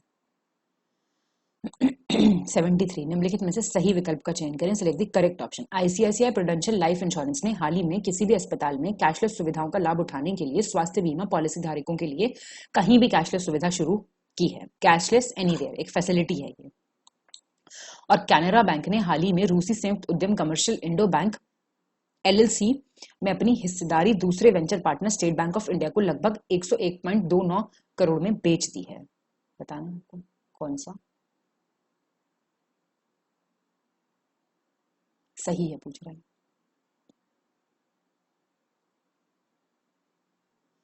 दूसरा सही है, पहला क्यों गलत है? ये आईसीआईसीआई लोम्बार्ड जनरल इंश्योरेंस है।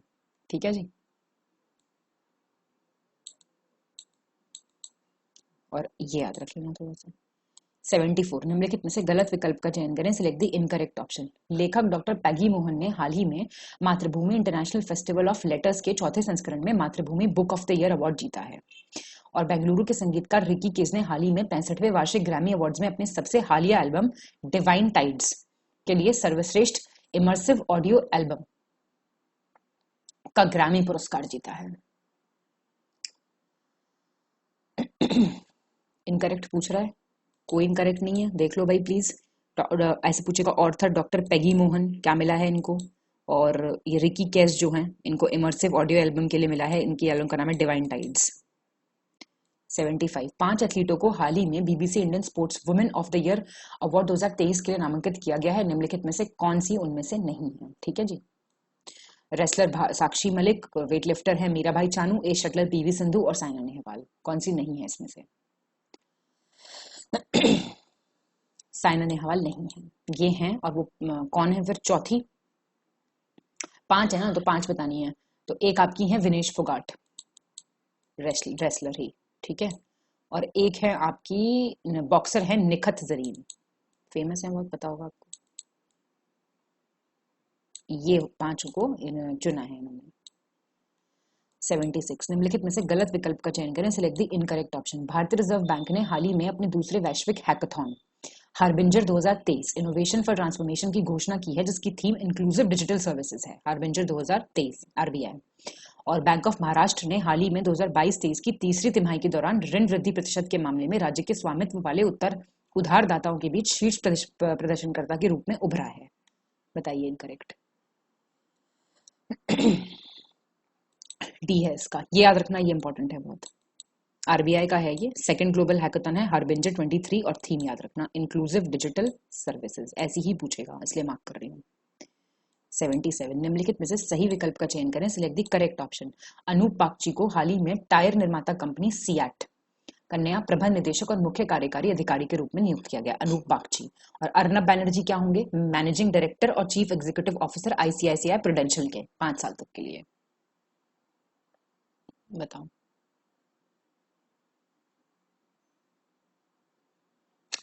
तो कोई नहीं है इसमें से, ये इंटरचेंज है। अब देखो, अर्नब बैनर्जी बने हैं सियाट वाले, तो ये ऐसे कर लेना और इसको ऐसे कर लेना, ठीक है। ये एनएस कनन की जगह लेंगे अनूप बागची यहाँ पे प्रूडेंशियल लाइफ इंश्योरेंस में, और सियाट में ये जगह लेंगे आपके अनंत गोयनका की।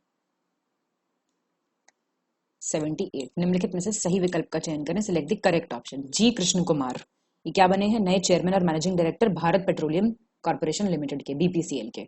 और ललित कुमार गुप्ता क्या बने हैं, नए चेयरमैन और managing director cotton corporation of India के। ठीक है, दोनों बात है। ललित कुमार गुप्ता। 79 निम्नलिखित में से गलत विकल्प का चयन करें, सिलेक्ट द इनकरेक्ट ऑप्शन। अब ये सारे अपॉइंटमेंट्स वाले से आ रहा है सवाल। सुहेल इजाज खान क्या बने हैं, नए ब्रांड एम्बेसडर बने हैं किंगडम ऑफ सऊदी अरेबिया के। और पीटी उषा पहली women president Indian Olympic association की। बढ़िया सवाल, कोई गलत नहीं, और ये बहुत इंपॉर्टेंट फैक्ट है आपके लिए।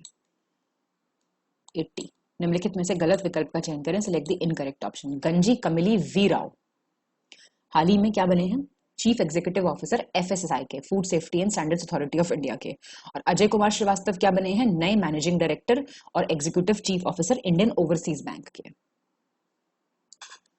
तो ये भी ठीक है बिल्कुल, ये आपका याद रखिएगा आप। ये श्रीगंजी कमला वी राव एफएसएसआई फसाई, और Ajay Kumar Srivastava Indian Overseas Bank. 81 निम्नलिखित में से गलत विकल्प का चयन करें, सिलेक्ट द इनकरेक्ट ऑप्शन। हाल ही में मुख्यमंत्री उत्तराखंड पुष्कर सिंह धामी ने घोषणा की है कि जल्द ही देहरादून शहर के कुमाऊं क्षेत्र में खेल विश्वविद्यालय स्थापित किया जाएगा।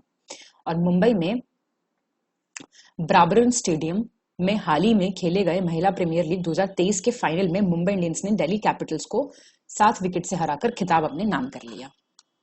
ठीक है, विमेन प्रीमियर लीग हुई थी ब्राबोर स्टेडियम मुंबई में।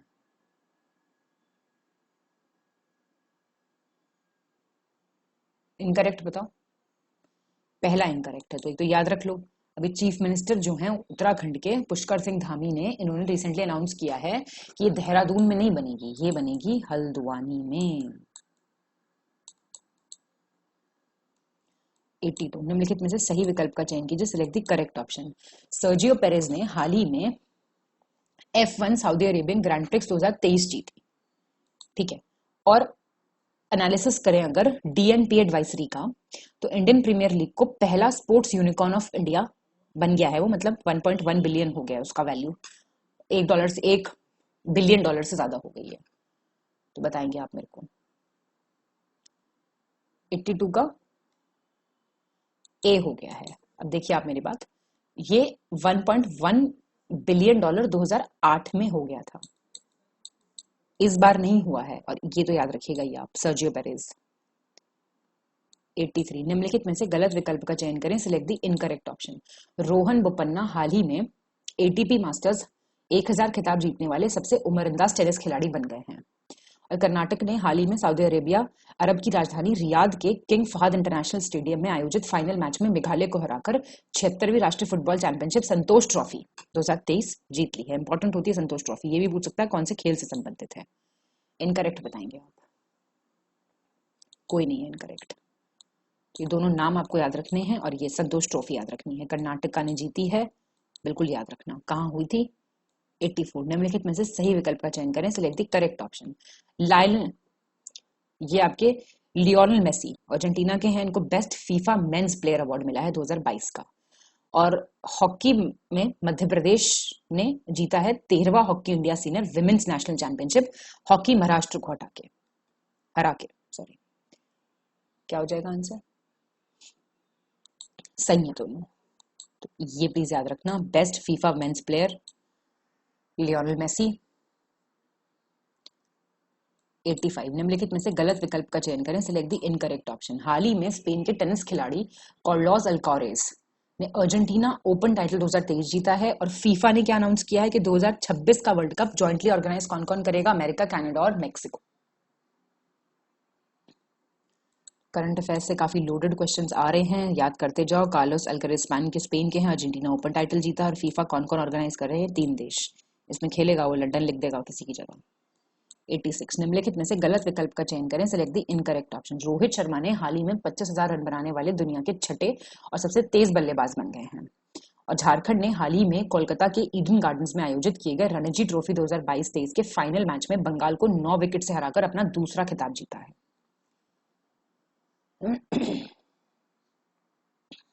दोनों गलत है भैया, ये याद रखिएगा इतनी बात। सॉरी, गलत मार्क कर दिया, दोनों गलत हैं।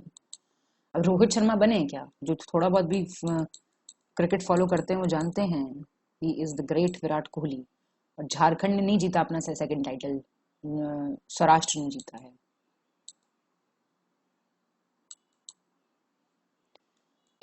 खेलो इंडिया यूथ गेम्स 2023 का 5वां संस्करण था, कहाँ आयोजन हुआ? मध्य प्रदेश के 8 शहरों में। निम्नलिखित में से कौन सा राज्य शीर्ष 3 स्कोरर राज्यों में नहीं रहा है? टॉप 3 स्कोरर स्टेट्स में से नहीं है कौन सा? MP, Maharashtra, Rajasthan, MP, Haryana. राजस्थान नहीं रहा है।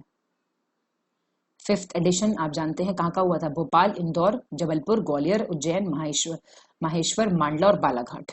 और टॉप 5 स्टेट्स हैं, महाराष्ट्र टॉप पे है, हरियाणा नंबर 2 पे है, एमपी नंबर 3 पे है, Rajasthan is on number 4 and 5th पे है आपका दिल्ली। 88 निम्नलिखित में से गलत विकल्प का चयन करें, सिलेक्ट द इनकरेक्ट ऑप्शन। भारतीय अनुभवी स्टार स्पिनर रविचंद्रन हाल ही में 450 टेस्ट विकेट लेने वाले दूसरे सबसे तेज गेंदबाज बन गए हैं। और रोहित शर्मा पहले इंडियन कैप्टन बन गए हैं जिन्होंने सेंचुरी मारी 3 फॉर्मेट्स में क्रिकेट के, तीनों प्रारूप जो होते हैं। और इंटरनेशनल क्रिकेट काउंसिल ने सिलेक्ट किया है इंडियन ओपनर शुभम गिल को for the ICC player of the month awards 2023।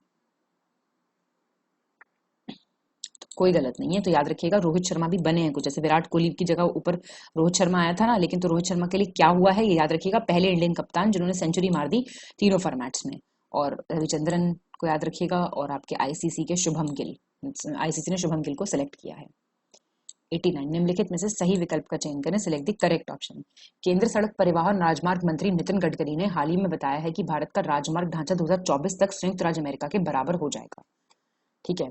और अंडरग्राउंड यूटिलिटी असेट्स जैसे ऑप्टिकल फाइबर केबल को नुकसान पहुंचाने वाली अनियोजित खुदाई से बचने के लिए कॉल बिफोर यू डिग, ठीक है, कॉल बिफोर यू डिग नामक एक ऐप है, वो लॉन्च किया है। बताइए, ठीक है। तो एक तो कॉल बिफोर यू डिग है क्या, ये याद रखना, ठीक है। और ये 2024 डेट याद, ईयर याद रखना, इसमें आ सकता है अलग लिखा हुआ 90। निम्नलिखित में से गलत विकल्प का चयन कीजिए, सिलेक्ट द इनकरेक्ट ऑप्शन। केंद्रीय गृह मंत्री अमित शाह ने हाल ही में नई दिल्ली में वैदिक विरासत पोर्टल इसका उद्घाटन किया है। और कपड़ा मंत्रालय ने हाल ही में 7 राज्यों में 4,445 करोड़ रुपए के कुल परिव्यय के साथ 7 मेगा एकीकृत कपड़ा क्षेत्र और परिधान पार्क स्थापित करने के लिए चुना है। कोई गलत नहीं है, तो ये आपको याद रखना है। दोनों वैदिक हेरिटेज पोर्टल कहाँ? नई दिल्ली में। 91 निम्नलिखित में से सही विकल्प का चयन करें, select the correct option. Ashwini Vaishnaw केंद्रीय रेल मंत्री ने हाल ही में कहा है कि भारतीय रेलवे ने वर्ष 2030 तक शुद्ध शून्य कार्बन उत्सर्जक बनने का लक्ष्य बनाया है। नेट जीरो कार्बन एमिटर बनेगा इंडियन रेलवेज 2023 तक। और हाल ही में महाराष्ट्र के लातूर जिले में बाबा साहेब अम्बेडकर को समर्पित स्टैचू ऑफ नॉलेज, याद रखिएगा, कि 75 फीट ऊंची प्रतिमा की स्थापना को मंजूरी दे दी है। बहुत अच्छा सवाल है, और प्लीज दोनों याद रखो, दोनों ठीक है बातें। Statue of equality, statue of unity, statue of knowledge आ गया है अब, ठीक है। स्टैचू ऑफ इक्वालिटी और स्टैचू ऑफ यूनिटी है हमारे देश में, नहीं है, बताइए मुझे। 2030। 92 निम्नलिखित में से सही विकल्प का चयन करें, select the correct option. Narendra Singh Tomar कृषि और किसान कल्याण मंत्री ने हाल ही में बेंगलुरु कर्नाटका में आयोजित 5 दिवसीय सांस्कृतिक कार्यक्रम एग्री यूनिफेस्ट का उद्घाटन किया है, ठीक है। और अश्विनी वैष्णव केंद्रीय रेल मंत्री ने हाल ही में घोषणा की है कि भारत में पहली बुलेट ट्रेन सेवा अगस्त 2026 में शुरू की जाएगी। ये भी ठीक है बिल्कुल, दोनों बातें। ये एग्री यूनिफेस्ट ऐसे देख लो ना, है क्या ये देख लो। 5 डे का कल्चरल प्रोग्राम था और अश्विनी वैष्णव ने अनाउंस किया है कि पहला बुलेट ट्रेन सर्विस वो स्टार्ट कर देंगे अगस्त 2026 तक। और नेट जीरो कार्बन एमिटर कब तक बनेंगे? 2023 तक। ऐसे याद करते चला करो। 93, निम्नलिखित में से किसे हाल ही में ब्रिक्स न्यू डेवलपमेंट बैंक का नया अध्यक्ष नियुक्त किया गया है? New president of BRICS new development bank, Angela Merkel, Sergio Moro, Dilma Rousseff, Olaf Scholtz.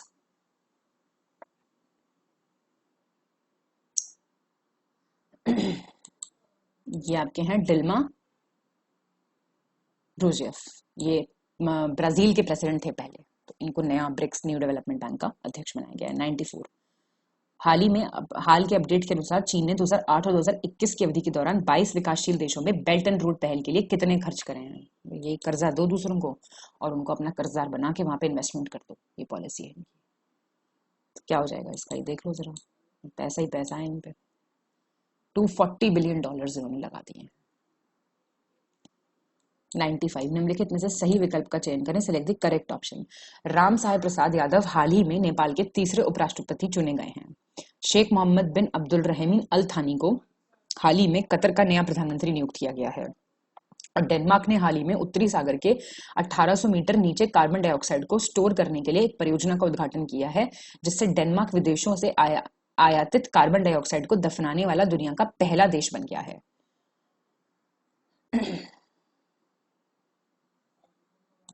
सारे ठीक हैं, देख लो। राम साहेब प्रसाद वाइस प्रेसिडेंट, प्रेसिडेंट नहीं वाइस। शेख मोहम्मद बिन अब्दुल रहीम अल थानी नए प्राइम मिनिस्टर कतर के। और डेनमार्क जो है उसने एक प्रोजेक्ट इनॉग्रेट किया है, ये कार्बन डाइऑक्साइड स्टोर करेगा 1800 मीटर नॉर्थ सी के अंदर, सोचिए। ठीक है।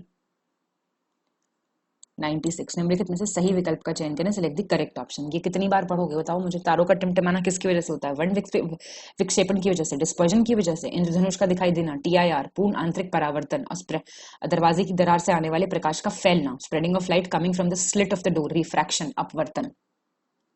बताओ जल्दी भैया, बी हो जाएगा इसका आंसर ठीक। ये कहां से हो गया? ट्विंकलिंग ऑफ स्टार्स रिफ्रैक्शन की वजह से होता है, अपवर्तन की वजह से। और जो स्प्रेड होता है ना लाइट जो आ रही होती है, वो होती है डिफ्रैक्शन की वजह से, विवर्तन हिंदी वालों के लिए है ये, डिफ्रैक्शन। ठीक है। और रेनबो अपीयरेंस होता है dispersion, reflection, refraction, total internal reflection, सबका काम कर रहा होता है इसमें। 97, निम्नलिखित में से गलत विकल्प का चयन करें, सिलेक्ट द इनकरेक्ट ऑप्शन। अब ये कौन कौन से लेंस यूज होते हैं कौन कौन सी बीमारी के लिए? दूरदृष्टि दोष के लिए यूज होता है आपका उत्तल लेंस, फार साइटेडनेस जो होती है जिसमें आपको दूर का नहीं दिखाई देता है, कॉन्वेक्स। मायोपिया क्या होता है? निकट दृष्टि दोष, उसके लिए आपका यूज होता है उसे रोकने के लिए, उसके लिए मतलब उसे रोकने के लिए, कॉनकेव अवतल। बायफोकल किसके लिए होता है आपका? प्रेस बायोपिया के लिए, जरा दूरदर्शिता के लिए। और बाय कॉनकेव लेंसेज किसके लिए यूज होते हैं? अबिंदुकता, एस्टिग्मेटिज्म। बताइए। ये 100 बार तो आ गया किसके लिए सिलेंड्रिकल लेंस यूज होते हैं। ठीक है, बेलनाकार लेंस। और ये बाकी ठीक है बिल्कुल। 98, उस सही क्रम का चयन करें जो 25 डिग्री सेंटीग्रेड पर ध्वनि की गति के आरोही क्रम को दर्शाता है। समझ रहे हैं? Descending order of the speed of sound eight 25 degree. बताइए मेरे को बढ़ के। इसका आंसर सी है, और इसको प्लीज पढ़ के जाइए क्योंकि इसका कुछ है नहीं ऐसा। एल्यूमिनियम, फिर आपका निकल, फिर स्टील। सबसे पहले तो एल्यूमिनियम आएगा टॉप में, फिर निकल, फिर स्टील, आयरन, ग्लास, फ्लिंट। याद रखना। 99, यंग प्रत्यास्था गुणकांक, यंग्स मॉडुलस ऑफ इलास्टिसिटी के बढ़ते हुए क्रम का चयन कीजिए। इंक्रीजिंग ऑर्डर का चयन करना है आपको। डी है इसका आंसर 99 का। देखिए, सबसे पहले आएगा आपका वुड, फिर आएगा बोन, इंक्रीजिंग ऑर्डर है ये, मतलब हाँ ठीक है। फिर आएगा आपका ग्लास, फिर आएगा आपका ब्रॉन्ज, फिर आएगा आपका स्टील, फिर टंगस्टन, फिर ग्राफीन। ठीक है। एल्यूमिनियम सबसे पहले आपका लकड़ी, फिर अस्थि, फिर शीशा, फिर पीतल, फिर स्टील, फिर टंगस्टन, फिर ग्राफीन। रट लो, दोनों भाषाओं में अच्छे से बता दिया है। 100, निम्नलिखित में से सही विकल्प का चयन करें, सिलेक्ट द करेक्ट ऑप्शन। पूछ रहा है कौन से ये जो इंस्ट्रूमेंट्स हैं किस लिए होते हैं। फैटोमीटर समुद्र की गहराई, depth of the sea. Sphygmomanometer रक्तचाप मापने के लिए, ब्लड प्रेशर मेजर करने के लिए। एनीमोमीटर वायु की गति, स्पीड ऑफ विंड के लिए। और मैनोमीटर इलेक्ट्रिक करंट के लिए, विद्युत धारा को मापने के लिए। सही बताओ कौन सा है। तो पहला, दूसरा और तीसरा सही है। ये तो एक भी नहीं गलत कर सकते आप, लिस्टिंग में इतने बता रखे हैं कि एग्जामिनर को भी नहीं पता होंगे इतने। फैटोमीटर, स्फिग्नोमैनोमीटर, एनोमीटर, ठीक है बिल्कुल। इलेक्ट्रिक करंट मैनोमीटर से कब से नापने लगे हैं? एमीटर से नापते हैं। और मैनोमीटर से क्या नापते हैं आप जानते हैं? गैसों का दाब, प्रेशर ऑफ गैसेस, ठीक है। और आप मुझे बताइए हाइग्रोमीटर से क्या नापते हैं? हाइग्रो, बताइए। शगुन का सवाल आ गया भैया। निम्नलिखित में से अदिश राशियों का चयन कीजिए, स्केलर क्वांटिटीज का चयन कीजिए। मोमेंटम, संवेग, त्वरण, एक्सेलरेशन, दाब, प्रेशर, द्रव्यमान, मास, घनत्व, डेंसिटी, आयतन, वॉल्यूम। सी नहीं हो जाएगा इसका, थर्ड, फोर्थ, फिफ्थ और सिक्स्थ। मोमेंटम और एक्सेलरेशन कैसी क्वांटिटीज हैं? वेक्टर, सदिश राशियां हैं। 102, निम्नलिखित में से गलत विकल्प का चयन करें, सिलेक्ट द इनकरेक्ट ऑप्शन। खोज और खोजकर्ताएं, प्रोटॉन, अर्नेस्ट रदरफोर्ड, रेडियोधर्मिता, रेडियो एक्टिविटी, हेनरी बेकरेल, आवर्त सारणी, पीरियोडिक टेबल, दिमित्री मेंडलीव और एंथ्रिक्स वैक्सीन, ये एंटोन वैन लीवेनॉक। इनकरेक्ट, यही गलत है। ये तो देख ही लिए एक बार। एंथ्रिक्स वैक्सीन किसका है? ये लुइस पास्चर। और एंटीन वैन लेवॉक ने क्या डिस्कवर किया था जानते हैं आप? बैक्टीरिया। बाकी ठीक है। 103, कितनी बार आ गया ना। कंपाउंड्स और उनके chemical names, caustic soda, dry ice, heavy water, slaked lime. पूछ रहा है कौन सा नहीं है करेक्टली मैच्ड। भैया ये चूने में नाइट्रिक एसिड कहां से आ गया? स्लेक्ड लाइन होता है आपका कैल्शियम हाइड्रोक्साइड। आसान है question. Caustic soda sodium hydroxide, dry ice solid carbon dioxide, heavy water deuterium oxide, ठीक है। और लाइमस्टोन क्या होता है? लाइमस्टोन बताओ मुझे जरा कमेंट करके, ये भी आसान वाला है। और आपका नाइट्रिक एसिड क्या होता है? ये स्पिरिट ऑफ नाइटर होता है ना, स्पिरिट ऑफ नाइटर, वो होता है नाइट्रिक एसिड। बता दिए और एक एक्स्ट्रा पूछ लिया। 104, निम्नलिखित में से सही विकल्प का चयन कीजिए, सिलेक्ट द करेक्ट ऑप्शन। अभी आपसे वही स्मेल पूछ रहा है इन सबकी और कंपाउंड्स पूछ रहा है। लहसुन की तीखी गंध, pungent smell in garlic, allicin, पंजेंसिन, रेडिश, आइसोसाइनेट। और लाल कलर गाजर का, एंथोसाइनिन। कितनी बार आ गया है प्याज का और गाजर का लाल कलर, हे भगवान। और ग्रीन कलर पटेटो का। अब ये मत कहना पटेटो तो होता नहीं हरे रंग का, होते हैं, हरे नहीं हो जाते सुलेनिन की वजह से। बताओ। ठीक है भाई, ये सारे ठीक है, मेरे को माफ करो बस। गार्लिक में एलिसिन, रेडिश में आइसोसाइनेट, चिरचिरापन चिरपिराहट में कहती नहीं हूँ। एंथोसाइनिन तो रेड कलर प्याज का भी इसकी वजह से होता है। और कैरोटीन की वजह से क्या होती है गाजर? ऑरेंज होती हैं, जो अब गर्मियों की गाजर हैं। कितनी बार बता रखा है ये, पटेटो सोलेनाइन। 105, निम्नलिखित में से गलत विकल्प का चयन कीजिए, select the incorrect option. Iron पौधों में क्लोरोफिल के संश्लेषण एवं न्यूक्लिक एसिड के उपापचय के लिए आवश्यक होता है। आयरन किसके लिए? Essential for the synthesis of chlorophyll in the plants and the metabolism of nucleic acids. और कॉपर किसके लिए होता है? For permeability of cell membranes and for protein synthesis. तांबा कोशिका झिल्ली और पारगम्यता एवं प्रोटीन संश्लेषण के लिए। और मक्के में जो प्रोटीन मिलता है उसको जैन बोलते हैं, और जो ग्राउंडनट मूंगफली में मिलता है उसको आर्गेनाइन बोलते हैं। ये भी कर पाया वो सवाल है। इनकरेक्ट बताओ। इनकरेक्ट बी है। तांबा जो है ना, याद रखना, आयरन तो क्या कर रहा है, ठीक है। तांबा जो कर रहा है वो विटामिन ए सिंथेसिस करता है प्लांट्स में। तांबा विटामिन ए का संश्लेषण करता है, ठीक है जी। और जो ये कोशिका झिल्ली की परागम्यता और प्रोटीन संश्लेषण है ना, ये बोरॉन करता है। तो इधर मैंने ठीक लिख दिया है, और ये तो ये कर रहा है और ये कर रहा है, ठीक है। द कॉपर विटामिन ए कर रहा है, सॉरी। और जो ये लिखा है ये बोरॉन की वजह से हो रहा है। और ये आपको याद रखना है, मेज में पाए जाने वाला प्रोटीन है जेन, और ये है आपका आर्गेनाइन, मूंगफली वाला। 106, निम्नलिखित में से कौन सा लवण प्रति किलोग्राम की दृष्टि से समुद्री जल में सबसे अधिक मात्रा में पाया जाता है? Which of the following salt is found in the highest amount per 1 kilogram of sea water? Sulphate, magnesium, calcium, potassium. A. तो देखो टॉप वाले याद रखना, क्लोरीन सबसे ज्यादा, फिर सोडियम, फिर आता है आपका सल्फेट,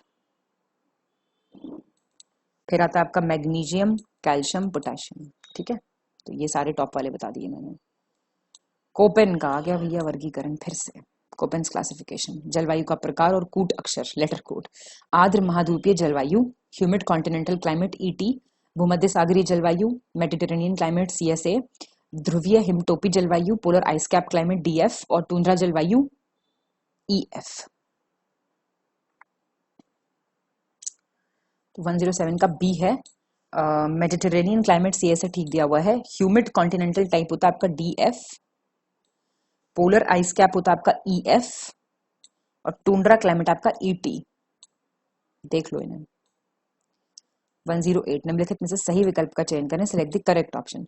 उष्ण कटिबंधीय चक्रवातों को अटलांटिक महासागर में हरिकेन के नाम से जाना जाता है। Tropical cyclones are known as hurricanes Atlantic ocean में, और टाइफून्स कहते हैं इनको वेस्ट पैसिफिक और साउथ चाइना सी में, और विली विली कहते हैं इनको वेस्टर्न ऑस्ट्रेलिया में। बताओ कौन सा ठीक है?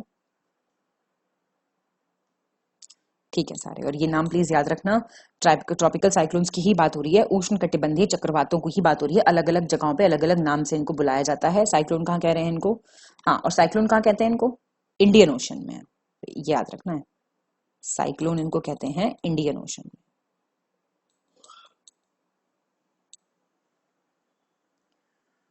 हिंद महासागर में। ठीक है, और बाकी टाइफून्स कहाँ कहते हैं, विली विली कहाँ कहते हैं, मैच द फॉलोइंग में भी आ सकता है, देख के जाना। 109 वायुमंडल में उपस्थित निम्नलिखित अक्रिय गैसों को उनके द्रव्यमान के आधार पर आरोही क्रम में व्यवस्थित करें। Arrange the following inert gases present in the atmosphere in ascending order on the basis of their mass. बताइए, ये हो जाएगा इसका हाइड्रोजन, हीलियम, क्रिप्टन और नियॉन। सबसे ऊपर देख लो आप, मैं बता देती हूँ आपको, nitrogen, oxygen, argon, carbon dioxide, neon, helium, krypton, xenon और हाइड्रोजन।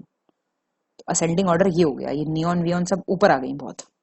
ठीक है, हाइड्रोजन सबसे कम पे है, तो हाइड्रोजन ही लगेगा शुरू में अगर असेंडिंग पूछ रहा है तो। इतना तो बस ट्रिक ये वाली याद रख लेना इनर्ट गैस के केस में।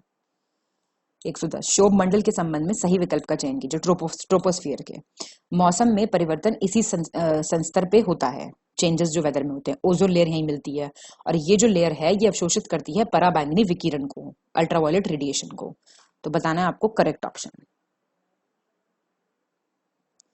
तो सिर्फ 8 ठीक हुआ ना भैया।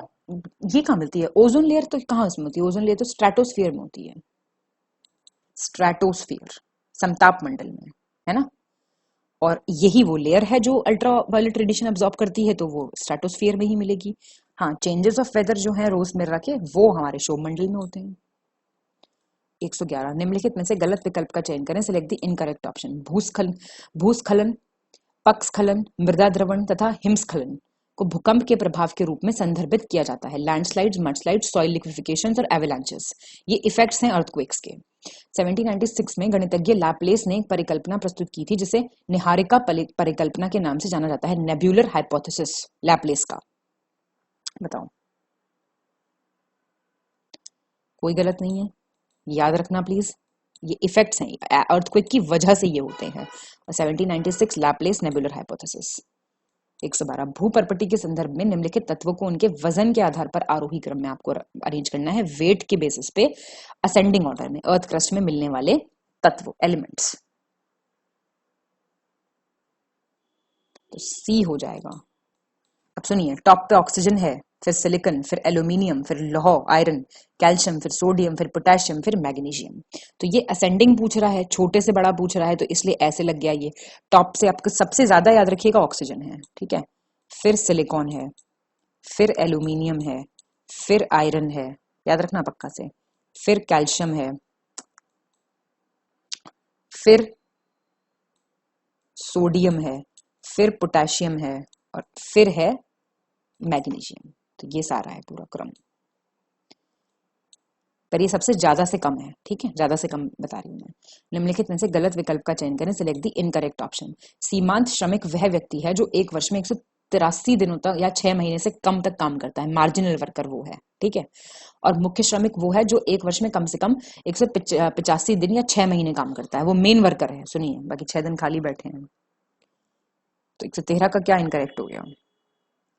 13 का बी गलत है। ये तो याद रखना, मार्जिनल कौन है? 183 दिन जो काम कर रहा है, और 6 मंथ्स लेस देन। और मेन वर्कर जो है वो जो कम से कम 183 काम कर रहा है, वो तो 183 से कम कर रहा है, ये कम से कम, भाषा की खूबसूरती समझो, 183 या फिर 6 मंथ्स काम कर रहा है। निम्नलिखित में से कौन सी फसल दक्षिणी राज्यों में खरीफ फसल, रबी फसल और जायद फसल के रूप में बोई जाती है? मतलब साउथ में ना खरीफ, रबी, जायद तीनों मैंने पूछ चुकी हूँ ये वैसे पूरा में, कि खरीफ कौन सी, रबी कौन सी, जायद कौन सी है। ग्राउंडनट, ज्वार, मेज, बताओ। तो इसमें से कोई नहीं है भैया, याद रखना ये चीज। अब देख लो नॉर्थ, मैं एक चीज बता देती हूँ आपको, खरीफ का ग्रोइंग सीजन क्या होता है, मैंने वैसे पहले भी बताया था, जून से सितंबर। नॉर्थ स्टेट में जो खरीफ क्रॉप है वो है आपकी राइस, कॉटन, बाजरा, मेज, ज्वार और तुर, खरीफ। साउथ में राइस, मेज, रागी, ज्वार, ग्राउंडनट है, ठीक है। और राबी जो है नॉर्थ में वो वीट, ग्राम, रेपसीड, मस्टर्ड ये सब है। और साउथ में राइस, मेज, रागी, ज्वार, ग्राउंडनट, यही आपकी ये है आपकी राबी है। और जायद आपकी नॉर्थ में तो वेजिटेबल, फ्रूट्स और ये सब हैं, लेकिन साउथ में राइस, वेजिटेबल, फॉडर, तो इसका मतलब राइस है जो ये लोग तीनों टाइम में कर रहे हैं साउथ में। तो याद रखिएगा, सबसे इंपॉर्टेंट फैक्ट है ये। 115, निम्नलिखित में से सही विकल्प का चयन करें, सिलेक्ट द करेक्ट ऑप्शन। अभी बोल रहा है आपसे अंतर्राष्ट्रीय साक्षरता दिवस, international literacy day, world bee day, world chess day, world soil day, सही बताओ। तो इसका बी ठीक है, सेकंड, थर्ड और फोर्थ। तो पहले तो ये देख लो इंटरनेशनल लिटरेसी डे कब होता है, ये तो सबको पता था यार, सितंबर 8 होता है ये। और ये ठीक है, ये ठीक है, ये ठीक है। निम्नलिखित में से सही विकल्प का चयन करें, सिलेक्ट द करेक्ट ऑप्शन। ये लोक संगीत परंपराएं हैं कुछ, और स्टेट्स, फोक म्यूजिकल ट्रेडिशंस और स्टेट्स कंसर्न, दसकठिया, बुरा काथा, सनलमोक और पंडावनी। बी ठीक है। अब दसकठिया सुनो कहाँ का है, दसकठिया उड़ीसा का है, सनलमोक कहाँ का है, मणिपुर का है, और बचा कौन सा, पंडावनी, ये आपका छत्तीसगढ़ का है, याद रखना। और बुर्रा कथा तो बहुत फेमस है आंध्र प्रदेश का। 117, निम्नलिखित में से गलत विकल्प का चयन करें, सिलेक्ट द इनकरेक्ट ऑप्शन। बताओ, कितनी बार बताऊं इस सवाल को मैं? International year of camelids, peace trust, millets, pulses, तो रट जाना चाहिए बिल्कुल भाई। यही गलत हो गया ना, देखो 2024 का कैमिलिड्स है, ठीक है, 2015 सॉइल वाला है, बहुत बार आ चुका है ये। मिलेट्स आपका 23 है, और पल्सेस आपका 16 है, और पीस और ट्रस्ट आपका 2021। 118, निम्नलिखित में से गलत विकल्प का चयन कीजिए, सिलेक्ट द इनकरेक्ट ऑप्शन। नदियां और सहायक नदियां, ठीक है, यमुना की टॉन्स, चंबल की बानस, सोन की ओंग, नर्मदा की तवा, गलत बताओ कौन सा है। सी गलत है। सोन नदी की सहायक नदियां हैं गोपड़ और रिहांड। और ओंग किसकी है? ओंग आपकी महानदी की है, इब, तेल, ओंग। नर्मदा की है भूकी तवा, भूकी तवा ऐसे याद कर लो, तवा भूखा है, भूख मिटेगी तवे पे रोटी सेक के। और यमुना की है टॉन्स, हिंडन। और चंबल की है कैन, बानस। और सोन की है आपकी गोपड़ और रिहांड, गोपड़ प्लस रिहांड। सो निम्नलिखित में से गलत विकल्प का चयन कीजिए, सिलेक्ट द इनकरेक्ट ऑप्शन। अनुच्छेद दिए हुए हैं और आपके आर्टिकल्स, मतलब आर्टिकल्स दिए हुए हैं, और क्या है 352, 356, 17, 360। देखे बिना आंख बंद करके सही कर दो इसे, सी नहीं हो जाएगा। 100 बार बता रखा है। 17 क्या है? 17 अनटचेबिलिटी, एबॉलिशन ऑफ टाइटल्स है। 18 बाकी ठीक है। 120, निम्नलिखित में से सही विकल्प का चयन करें, सिलेक्ट द करेक्ट ऑप्शन। 1900, हाँ ठीक है, 360। हाँ, ये आपका हो गया। कोंकणी लैंग्वेज की बात हो रही है, इसको कब ऐड किया गया? 15वीं लैंग्वेज के तौर पे 8 शेड्यूल में 21st अमेंडमेंट से, 1967 का था वो। और ये तो बताया था आपको, सिंधी, मणिपुरी, नेपाली, इनको 8 शेड्यूल में कब ऐड करा? 71st अमेंडमेंट से। तो ये अमेंडमेंट वाले क्वेश्चंस हैं जो अमेंडमेंट में इंपॉर्टेंट है, मैंने मार्क करवा रखा है आपको लिस्टिंग में भी। तो इसमें से तो कोई ठीक नहीं है भैया। अब क्यों नहीं है देख लो, यहाँ पे जो 15वीं लैंग्वेज बनी थी वो बनी थी सिंधी, याद रखना, कोंकणी नहीं। और यहाँ पे कोंकणी, मणिपुर, नेपाली, KMN, कोंकणी, मणिपुरी और नेपाली, ये ऐड हुई थी 71 से। और प्लीज ईयर पे ध्यान देना खास।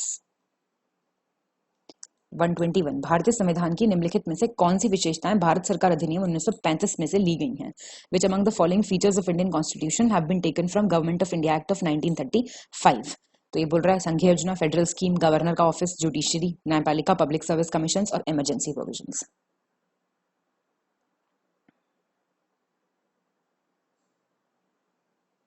सभी लिए गए हैं, रट लो बिल्कुल इन्हें।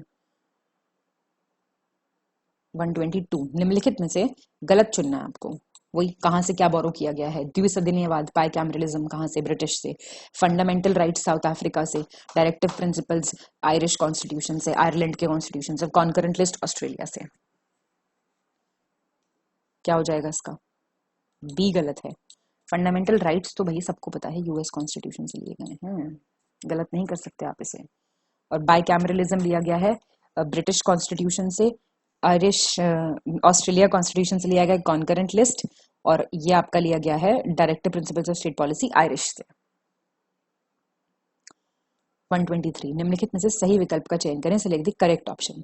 मैग्नीशियम हाइड्रोक्साइड किस लिए यूज होता है? अपशिष्ट जल के उपचार के लिए, ट्रीटमेंट ऑफ वेस्ट वाटर के लिए। एसिटिक एसिड फायर रिटार्डेंट के रूप में, अग्निरोधक के रूप में। और नाइट्रिक एसिड एंटासिड के हिसाब से रूप में, प्रति अम्ल। बताओ, नाइट्रिक एसिड यूज कर लो एंटासिड के हिसाब से, बताओ जल्दी। कैसी बात है, मतलब नाइट्रिक एसिड पी के मर जाएगा आदमी? सिर्फ पहला हो गया ना। तो भाई मैग्नीशियम हाइड्रोक्साइड तो यूज होगा वेस्ट वाटर के हिसाब से। मैग्नीशियम हाइड्रोक्साइड के क्या यूज है? वेस्ट वाटर और फायर रिटार्डेंट, याद रखना। और एसिटिक एसिड आप किस में यूज करते हो? फूड प्रिजर्वेशन में, सिरका ही तो होता है ये। और आपका और मैग्नीशियम हाइड्रोक्साइड ही एंटासिड की वजह से यूज होगा। भाई बेस है ना ये, तभी तो एसिड को न्यूट्रलाइज करेगा। और नाइट्रिक एसिड तो भैया किंग ऑफ एसिड है, सल्फ्यूरिक एसिड का भाई है ये। एक्वा रीजिया में यूज होता है ये, जिसमें वो पहले सुनार वगैरह पिघला लेते थे, सोना चांदी। क्या होता है एक्वा रीजिया? किसका मिक्सचर होता है? कमेंट करो जरा, देखें। 124 निम्नलिखित में से गलत विकल्प चुने, सिलेक्ट द इनकरेक्ट ऑप्शन। कोलाइडी विलियन का स्वरूप दिया हुआ है और उदाहरण दिया हुआ है। सॉल क्या है? स्याही तथा कोशिका तरल, इंक और सेल फ्लूइड। इमल्शन क्या है? जेल, दही तथा मक्खन, कर्ड एंड बटर। पायस जेल है, मिल्क और क्रीम। और एरोसोल है धुआं और कोहरा, हेज एंड फॉग। इनकरेक्ट बताओ। तो इसका बी आपका गलत हो जाएगा। इमल्शन कैसे हो सकता है भाई? Curd and butter. इमल्शन तो लिक्विड हुआ, कर्ड और चीज होगा ये, ठीक है। दही और चीज। कोलाइडल सोल्यूशन का डिस्पर्स्ड फेज और एग्जाम्पल दिया हुआ है। सोल का डिस्पर्स्ड फेज आपका सॉलिड है, याद रखना, इंक और सेल फ्लूइड। जेल आपका लिक्विड है, मिल्क, क्रीम, बटर भी इसी में आएगा जेल में। और एरोसोल तो सब जानते हैं, ये आपका लिक्विड है, हेज और फॉग। 125 निम्नलिखित में से सही विकल्प का चयन करें, सिलेक्ट द करेक्ट ऑप्शन। आ गया, एक्ट्स आ गए सारे। रेगुलेटिंग एक्ट 1793 का सुप्रीम कोर्ट बना, पिट्स इंडिया से बोर्ड ऑफ कंट्रोल आया, चार्टर एक्ट से गवर्नर जनरल जो बंगाल का था वो भारत का गवर्नर जनरल बन गया। बताओ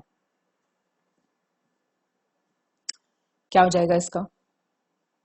बी सही है इसका केवल। यार ये तुम कैसे गलत कर सकते हो भाई? 1773 एलिजा इम्पे, जब भी बताती हूँ मैं तभी पहले चीफ जस्टिस का नाम बताती हूँ। पिट्स इंडिया ठीक है बिल्कुल। और ये गवर्नर जनरल 1833 से बना था। ये तो बड़े फेमस है दोनों, 1773 और 1833 सबसे फेमस है, इनमें गलती मत करना बिल्कुल भी। चलिए जी 126 देखेंगे। डैश ने कंपनी के कर्मचारियों को निजी व्यापार में शामिल होने या भारतीय लोगों से उपहार या रिश्वत स्वीकार करने पे रोक लगा दी थी। प्राइवेट ट्रेड और गिफ्ट नहीं एक्सेप्ट करते थे ये इंडियन लोगों से, उस पे रोक किस एक्ट से लगी थी? बताइए मुझे देख के।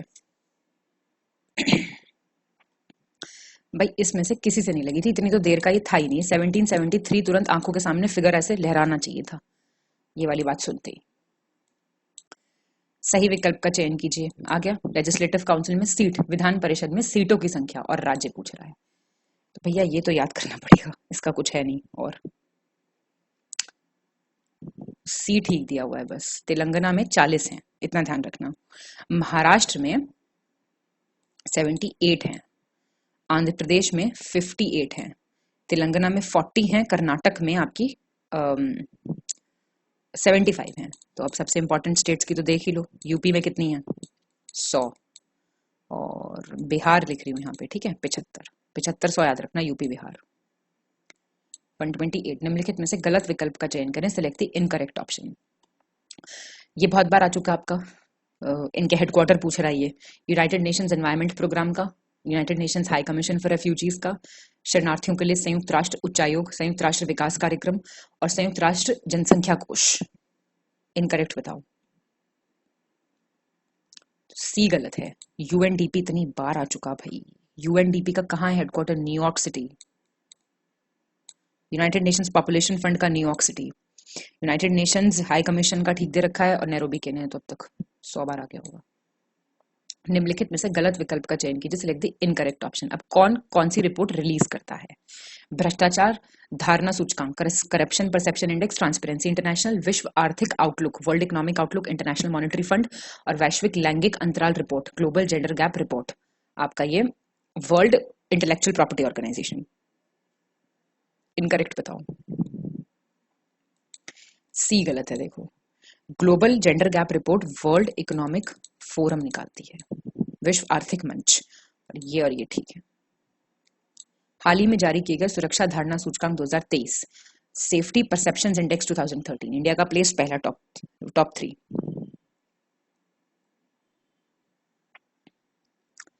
तो बी हो जाएगा इसका। अब प्लीज इंडिया का प्लेस ध्यान देना, बहुत ध्यान से। 97 सेफ्टी पे हैं हम, 97 सेफ्टी। फर्स्ट प्लेस उज्बेकिस्तान का है, second place United Arab emirate का है, कतर काट दो, थर्ड प्लेस सऊदी अरेबिया का है। 131 17वीं उत्तर प्रदेश वन सर्वेक्षण report 2021, 70th UP forest survey report 2021। Uttar Pradesh में कुल वन और वृक्षावरण राज्य के कुल क्षेत्रफल का 9.2, कितनी बार आ चुका है ये? टोटल फॉरेस्ट कवर और ट्री कवर यूपी में कितना है? 9.23% है। फॉरेस्ट कवर जो वनावरण है वो यूपी का कितना है, कितने परसेंट है एरिया का? 6.15 है। और कितना इंक्रीज हुआ फॉरेस्ट कवर में? 12.24 स्क्वायर किलोमीटर का। ये तो बड़ी बार क्वेश्चन आ चुका और सारे ठीक है। ये सारे फिगर अब तक याद हो जाने चाहिए थे, ठीक है ना। 132 17वीं उत्तर प्रदेश वन सर्वेक्षण रिपोर्ट 2021, सबसे ज्यादा अति सघन वन का क्षेत्रफल, maximum area very dense forest का लखीमपुर खीरी में। सबसे ज्यादा खुले वन मध्यम सघन वनों का क्षेत्रफल, maximum area of open forest medium dense forest, ये कहाँ पे? सहारनपुर में। और वनावरण में सबसे अधिक कमी सोनभद्र में, मैक्सिमम रिडक्शन जो है फॉरेस्ट कवर में वो सोनभद्र में है। करेक्ट बताओ फटाफट कौन सा है। तो देखो पहला और तीसरा ठीक है, तो मतलब सबसे ज्यादा डेंस फॉरेस्ट कहाँ पे है? वेरी डेंस, लखीमपुर खीरी में। और सबसे कम यहाँ पे हुआ है। ये बोल रहा है सबसे ज्यादा जो ओपन फॉरेस्ट है, मीडियम डेंस फॉरेस्ट है, वो सहारनपुर में नहीं है, वो सोनभद्र में है। 133 एक जन, ये तो भैया फेवरेट क्वेश्चन हो गया। One district one product scheme, देख लो फटाफट। कौशाम्बी, सहारनपुर, गाजियाबाद, ललितपुर। तो 133 का बी हो जाएगा, सेकंड और थर्ड। अब देख लो कौशाम्बी का क्या है, इतनी बार आ गया। फूड प्रोसेसिंग, बनाना केला लिख रही थी मैं, चलो केला ही लिखना चाहिए था, केला वाला। सहारनपुर आपका वुड क्राफ्टिंग है, गाजियाबाद इंजीनियरिंग गुड्स है, ललितपुर क्या है? जरी सिल्क की साड़ी। लड़कियां तो याद रखें कि ललितपुर जाके साड़ी लेके आएंगे। बागपत का है होम फर्निशिंग, और ये आपका तरकाशी आर्ट तो बहुत बार आ चुका, मैनपुरी का है। 134 निम्नलिखित में से गलत विकल्प का चयन करें, select the incorrect option. 20th livestock census, 20वीं पशुधन गणना रिपोर्ट। तो उत्तर प्रदेश का ये कह रहा है आपसे पशुधन की कुल आबादी के संदर्भ में यूपी का स्थान, उत्तर प्रदेश का position in terms of total population of life stock. चौथा, यूपी का कैटल में, मतलब मवेशियों में, सेकंड। और टोटल पॉपुलेशन ऑफ बफलोज, भैंसों की कुल आबादी में फर्स्ट, और गोट बकरियों की आबादी में थर्ड। इनकरेक्ट बताओ। तो ये पहला है, पशुधन के टर्म्स में यूपी का रैंक टॉप पे है, याद रखिएगा, ठीक है। भैंसों में, पशुधन में, कैटल में आप देख चुके, गोट्स में देख लो। 135 निम्नलिखित में से सही विकल्प का चयन करें, select the correct option. Economic survey का सवाल है ये। 2023-24 के दौरान भारत की जीडीपी विकास दर 6 से 6.8 रहेगी। इंडिया का जीडीपी ग्रोथ, जीडीपी विकास दर वित्त वर्ष 2023-24 के लिए वास्तविक आधार पर 6.5% रहेगी। और मार्च 2023 को समाप्त होने वाले वर्ष के लिए अर्थव्यवस्था की विकास दर 7% वास्तविक रहने का अनुमान है, ठीक है। Growth rate of the economy 7% real. ठीक दिए मैं सारे, तो इंडिया का प्लीज ये जरूर याद रखना, ठीक है। ये तो सबसे इंपॉर्टेंट इसमें ये वाला पॉइंट है। फिर से आगे आर्थिक सर्वेक्षण इकोनॉमिक सर्वे के बारे में सही बताना। आपको आरबीआई का अनुमान है कि वित्त वर्ष 2023 के लिए मुद्रास्फीति की दर 6.8% रहेगी, जो लक्ष्य सीमा से ज्यादा है। इन्फ्लेशन रेट 6.8 रहेगा। और बहुगामी गरीबी सूचकांक पर यूएनडीपी की रिपोर्ट 2022 के अनुसार भारत के 41.5 करोड़ लोग वर्ष 2005-6 और वर्ष 19-20 के बीच गरीबी से उभर गए हैं। 41.5 करोड़ पीपल, ठीक है। तो एक मिनट, इन्फ्लेशन रेट जरूर याद रखना, और ये जीडीपी देखो 6 से 6.8 और यही इन्फ्लेशन है, ऐसे याद कर लो। और यूएनडीपी की रिपोर्ट के हिसाब से कितने उभरे हैं ये याद रखना। फिर से आ गया इकोनॉमिक सर्वे के क्वेश्चंस, कौन सा गलत है ये बताना है। भारत ने वर्ष 2070 तक, यही ईयर में ही कंफ्यूजन रहेगा, शून्य उत्सर्जन हासिल करने का लक्ष्य रखा है, नेट जीरो एमिशंस। और राष्ट्रीय हरित हाइड्रोजन मिशन के अंतर्गत भारत वर्ष 2047 तक ऊर्जा के मामले में आत्मनिर्भर हो जाएगा, 2047 तक। और कृषि क्षेत्र में निजी निवेश 2021 में बढ़कर 9.3% हो गया, प्राइवेट इन्वेस्टमेंट एग्रीकल्चर में। कोई गलत नहीं है। तो ये 2070 याद रखना, नेट जीरो एमिशंस का टारगेट, और एक ये 2047 नेशनल ग्रीन हाइड्रोजन मिशन के हिसाब से हम सेल्फ सफिशिएंट हो जाएंगे एनर्जी में, ठीक है। और इन्वेस्टमेंट कितना हुआ प्राइवेट एग्रीकल्चर में, ये याद रखना। 138 आर्थिक सर्वेक्षण का फिर से आ गया सवाल।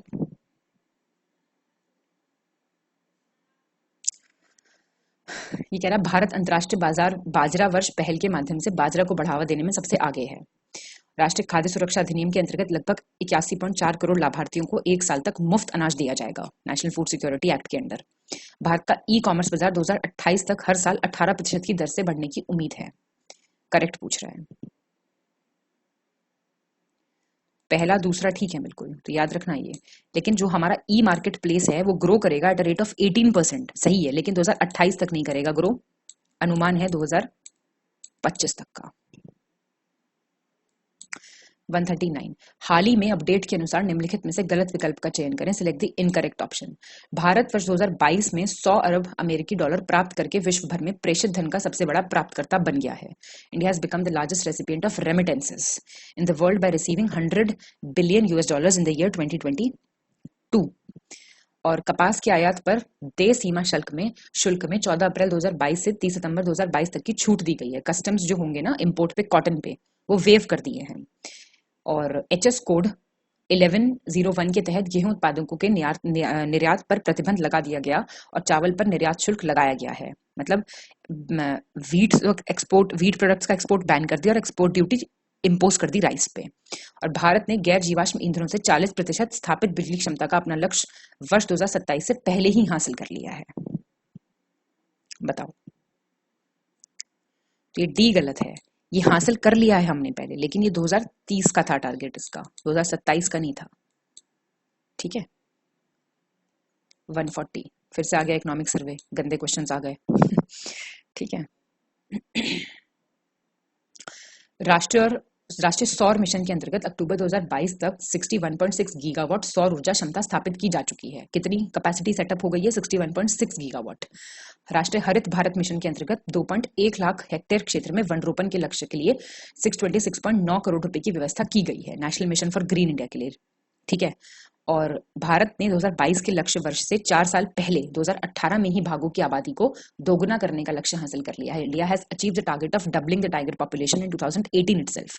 4 साल पहले कर लिया था, ठीक है। ये सारे, ये फैक्ट बहुत अच्छा है, याद रखना ये, ठीक है। 141 निम्नलिखित में से सही विकल्प का चयन करें, सिलेक्ट द करेक्ट ऑप्शन। ये आपसे कह रहा है इको मार्क चिन्ह पर्यावरण की दृष्टि से सुरक्षित सामग्रियों से संबंधित है, एनवायरमेंटली सेफ मटेरियल्स के लिए। विजय सागर पक्षी अभ्यारण्य कहाँ है? ललितपुर, उत्तर प्रदेश। और नोबी और कांतो मैदान कहाँ पे है? जापान में है। इंपॉर्टेंट है क्वेश्चन ये बहुत। करेक्ट बताओ। सी ठीक है आपका, पहला इको मार्क तो सही कर ही दोगे। नोबी कांटो याद रखना जापान में है। विजय सागर जो है वो महोबा में है, नॉट ललितपुर। 142 निम्नलिखित में से गलत विकल्प का चयन करें, select the incorrect option. Oxygen gas प्रकाश संश्लेषण की प्रक्रिया के दौरान उत्पन्न होती है, प्रोड्यूस होती है फोटोसिंथेसिस में ऑक्सीजन।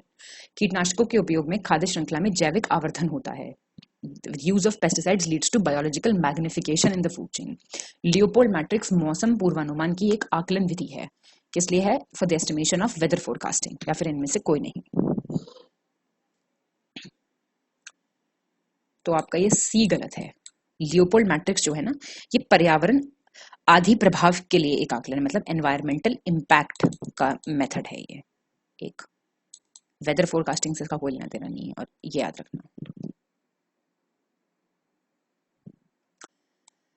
निम्नलिखित में से गलत विकल्प का चयन करें, सिलेक्ट द इनकरेक्ट ऑप्शन। ये बोल रहा है पहली पंचवर्षीय योजना हेरोल्ड डोमर मॉडल पे थी, दूसरी थी डीआर गडगिल पे, और फूड फॉर वर्क प्रोग्राम कब आया? 1977 में, पांचवी पंचवर्षीय, 5th 5 ईयर प्लान में। इनकरेक्ट बताओ।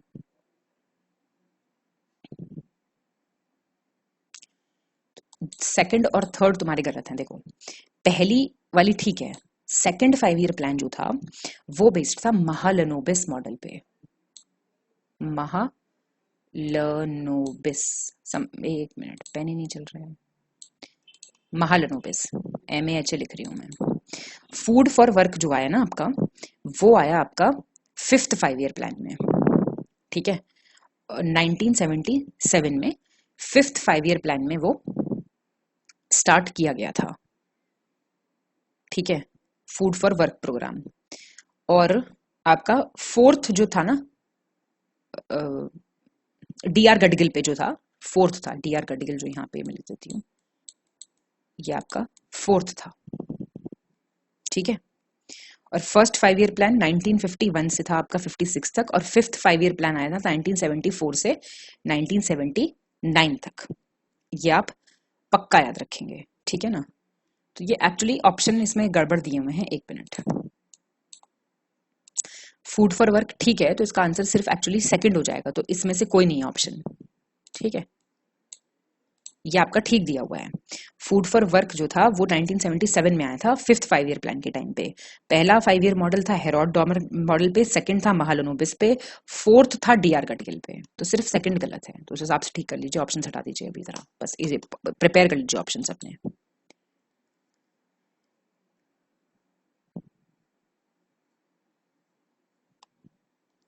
वन 144 निम्नलिखित में से गलत विकल्प का चयन करें, इनकरेक्ट ऑप्शन। अभी कह रहा है गरीबी हटाओ का नारा कब आया था? 5th 5 ईयर प्लान में, 1971 में। और द्वितीय पंचवर्षीय योजना में क्या का उसका ऑब्जेक्टिव क्या था? हैवी इंडस्ट्रियलाइजेशन, भारी औद्योगिकरण, सेकंड का था। कौन सा गलत है? कोई गलत नहीं है। तो ये मिसेस इंदिरा गांधी के टाइम पे आया था, वही लेके आई थी 1971 में, 5th 5 ईयर प्लान के टाइम पे। 145 निम्नलिखित में से सही विकल्प का चयन करें, सिलेक्ट द करेक्ट ऑप्शन।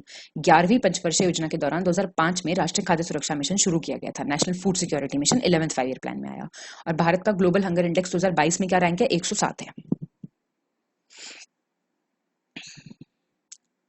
तो सही सिर्फ सेकंड है, याद रखना। नेशनल फूड सिक्योरिटी मिशन जो लॉन्च हुआ था वो 2007 में हुआ था, तो ईयर गलत दिया हुआ है, था 11th ही 5 ईयर प्लान। ये रैंक याद रखना। 146 निम्नलिखित में से सही विकल्प का चयन करें, select the correct option. Bharat को एनर्जी ट्रांजिशन इंडेक्स 2021 में 87th रैंक दी गई है, और 8वीं रैंक दी गई है क्लाइमेट चेंज परफॉर्मेंस इंडेक्स 2023 में, जलवायु परिवर्तन प्रदर्शन सूचकांक में।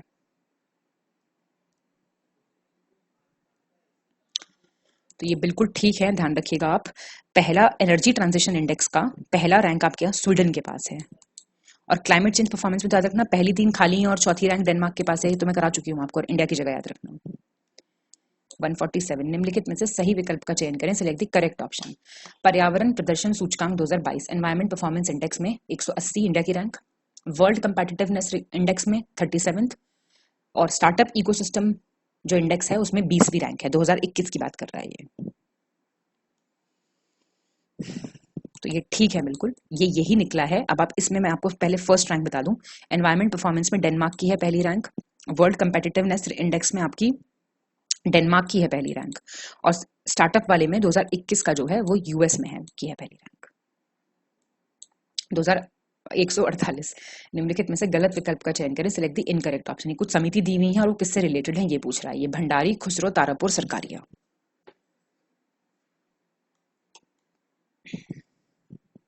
तो सी है इसका। तारापुर आपकी इनकरेक्ट है। पहले भंडारी देखो किसकी है, रीजनल आरआरबी से रिलेटेड। खुसरो किससे रिलेटेड है, एग्रीकल्चर और रूरल क्रेडिट, ग्रामीण एवं ग्रामीण कृषि एवं ग्रामीण साख। तारापुर किससे संबंधित है, तारापुर है आपकी कैपिटल अकाउंट कन्वर्टिबिलिटी, पूंजी खाता परिवर्तनीयता, कैपिटल अकाउंट कन्वर्टिबिलिटी। और सरकारिया तो वर्ल्ड फेमस है। 149 निम्नलिखित को कालानुक्रमिक क्रम में व्यवस्थित करें। क्रेडिट सूचना कंपनी विनियम अधिनियम, credit information companies regulation act, भारतीय औद्योगिक विकास बैंक अधिनियम, industrial development bank of India act, धन शोधन निवारण अधिनियम, prevention of money laundering act, विदेशी मुद्रा प्रबंधन अधिनियम, फॉरेन एक्सचेंज मैनेजमेंट एक्ट। तो ए हो जाएगा इसका। देख लीजिए आप ईयर्स फटाफट। आपका क्रेडिट इंफॉर्मेशन आया था 2005 में, ये आईडीबीआई वाला है 1964 का, मनी लॉन्ड्रिंग तो बहुत 2002 का है, और फेमा है 1999 का। तो अब तो खुशी की लहर दौड़ गई होगी मन में, बड़ी सी स्माइल। निम्नलिखित में से गलत विकल्प का चयन कीजिए, सिलेक्ट द इनकरेक्ट ऑप्शन। आर्थिक नियोजन की पहली रूपरेखा वर्ष 1934 में जयप्रकाश नारायण द्वारा लिखित प्लान्ड इकोनॉमी ऑफ इंडिया पुस्तक में प्रकाशित की गई थी, first outline of economic planning. M Visvesvaraya ने वर्ष 1950 में सर्वोदय योजना प्रस्तुत की थी। इस योजना के अंतर्गत कृषि एवं कृषि आधारित लघु एवं कुटीर उद्योगों पर बल दिया गया था। एम विश्वेश्वरैया ने प्रेजेंट किया था सर्वोदय योजना in the year 1950 and in this scheme emphasis was laid on agriculture and agriculture based small and cottage industries. कोई गलत नहीं है। याद रखना किसने लिखी थी, कब आई थी किताब, और पूछेगा सर्वोदय योजना कौन लेके आया था, ऐसे भी पूछ सकता है। तो खत्म होता है हमारा ये टेस्ट यहाँ पे, ठीक है। बहुत बहुत शुभकामनाएं आप लोगों के साथ हैं। अच्छे से पढ़ाई कीजिए, अच्छे से पेपर दे के आइए, और किसी भी पेड ग्रुप के लिए आप हमारे इन नंबर्स पे कॉल या व्हाट्सएप जरूर कर सकते हैं। बहुत फायदे में रहेंगे आप, नुकसान बिल्कुल नहीं होगा आप लोगों को। Thank you so much and have a nice time.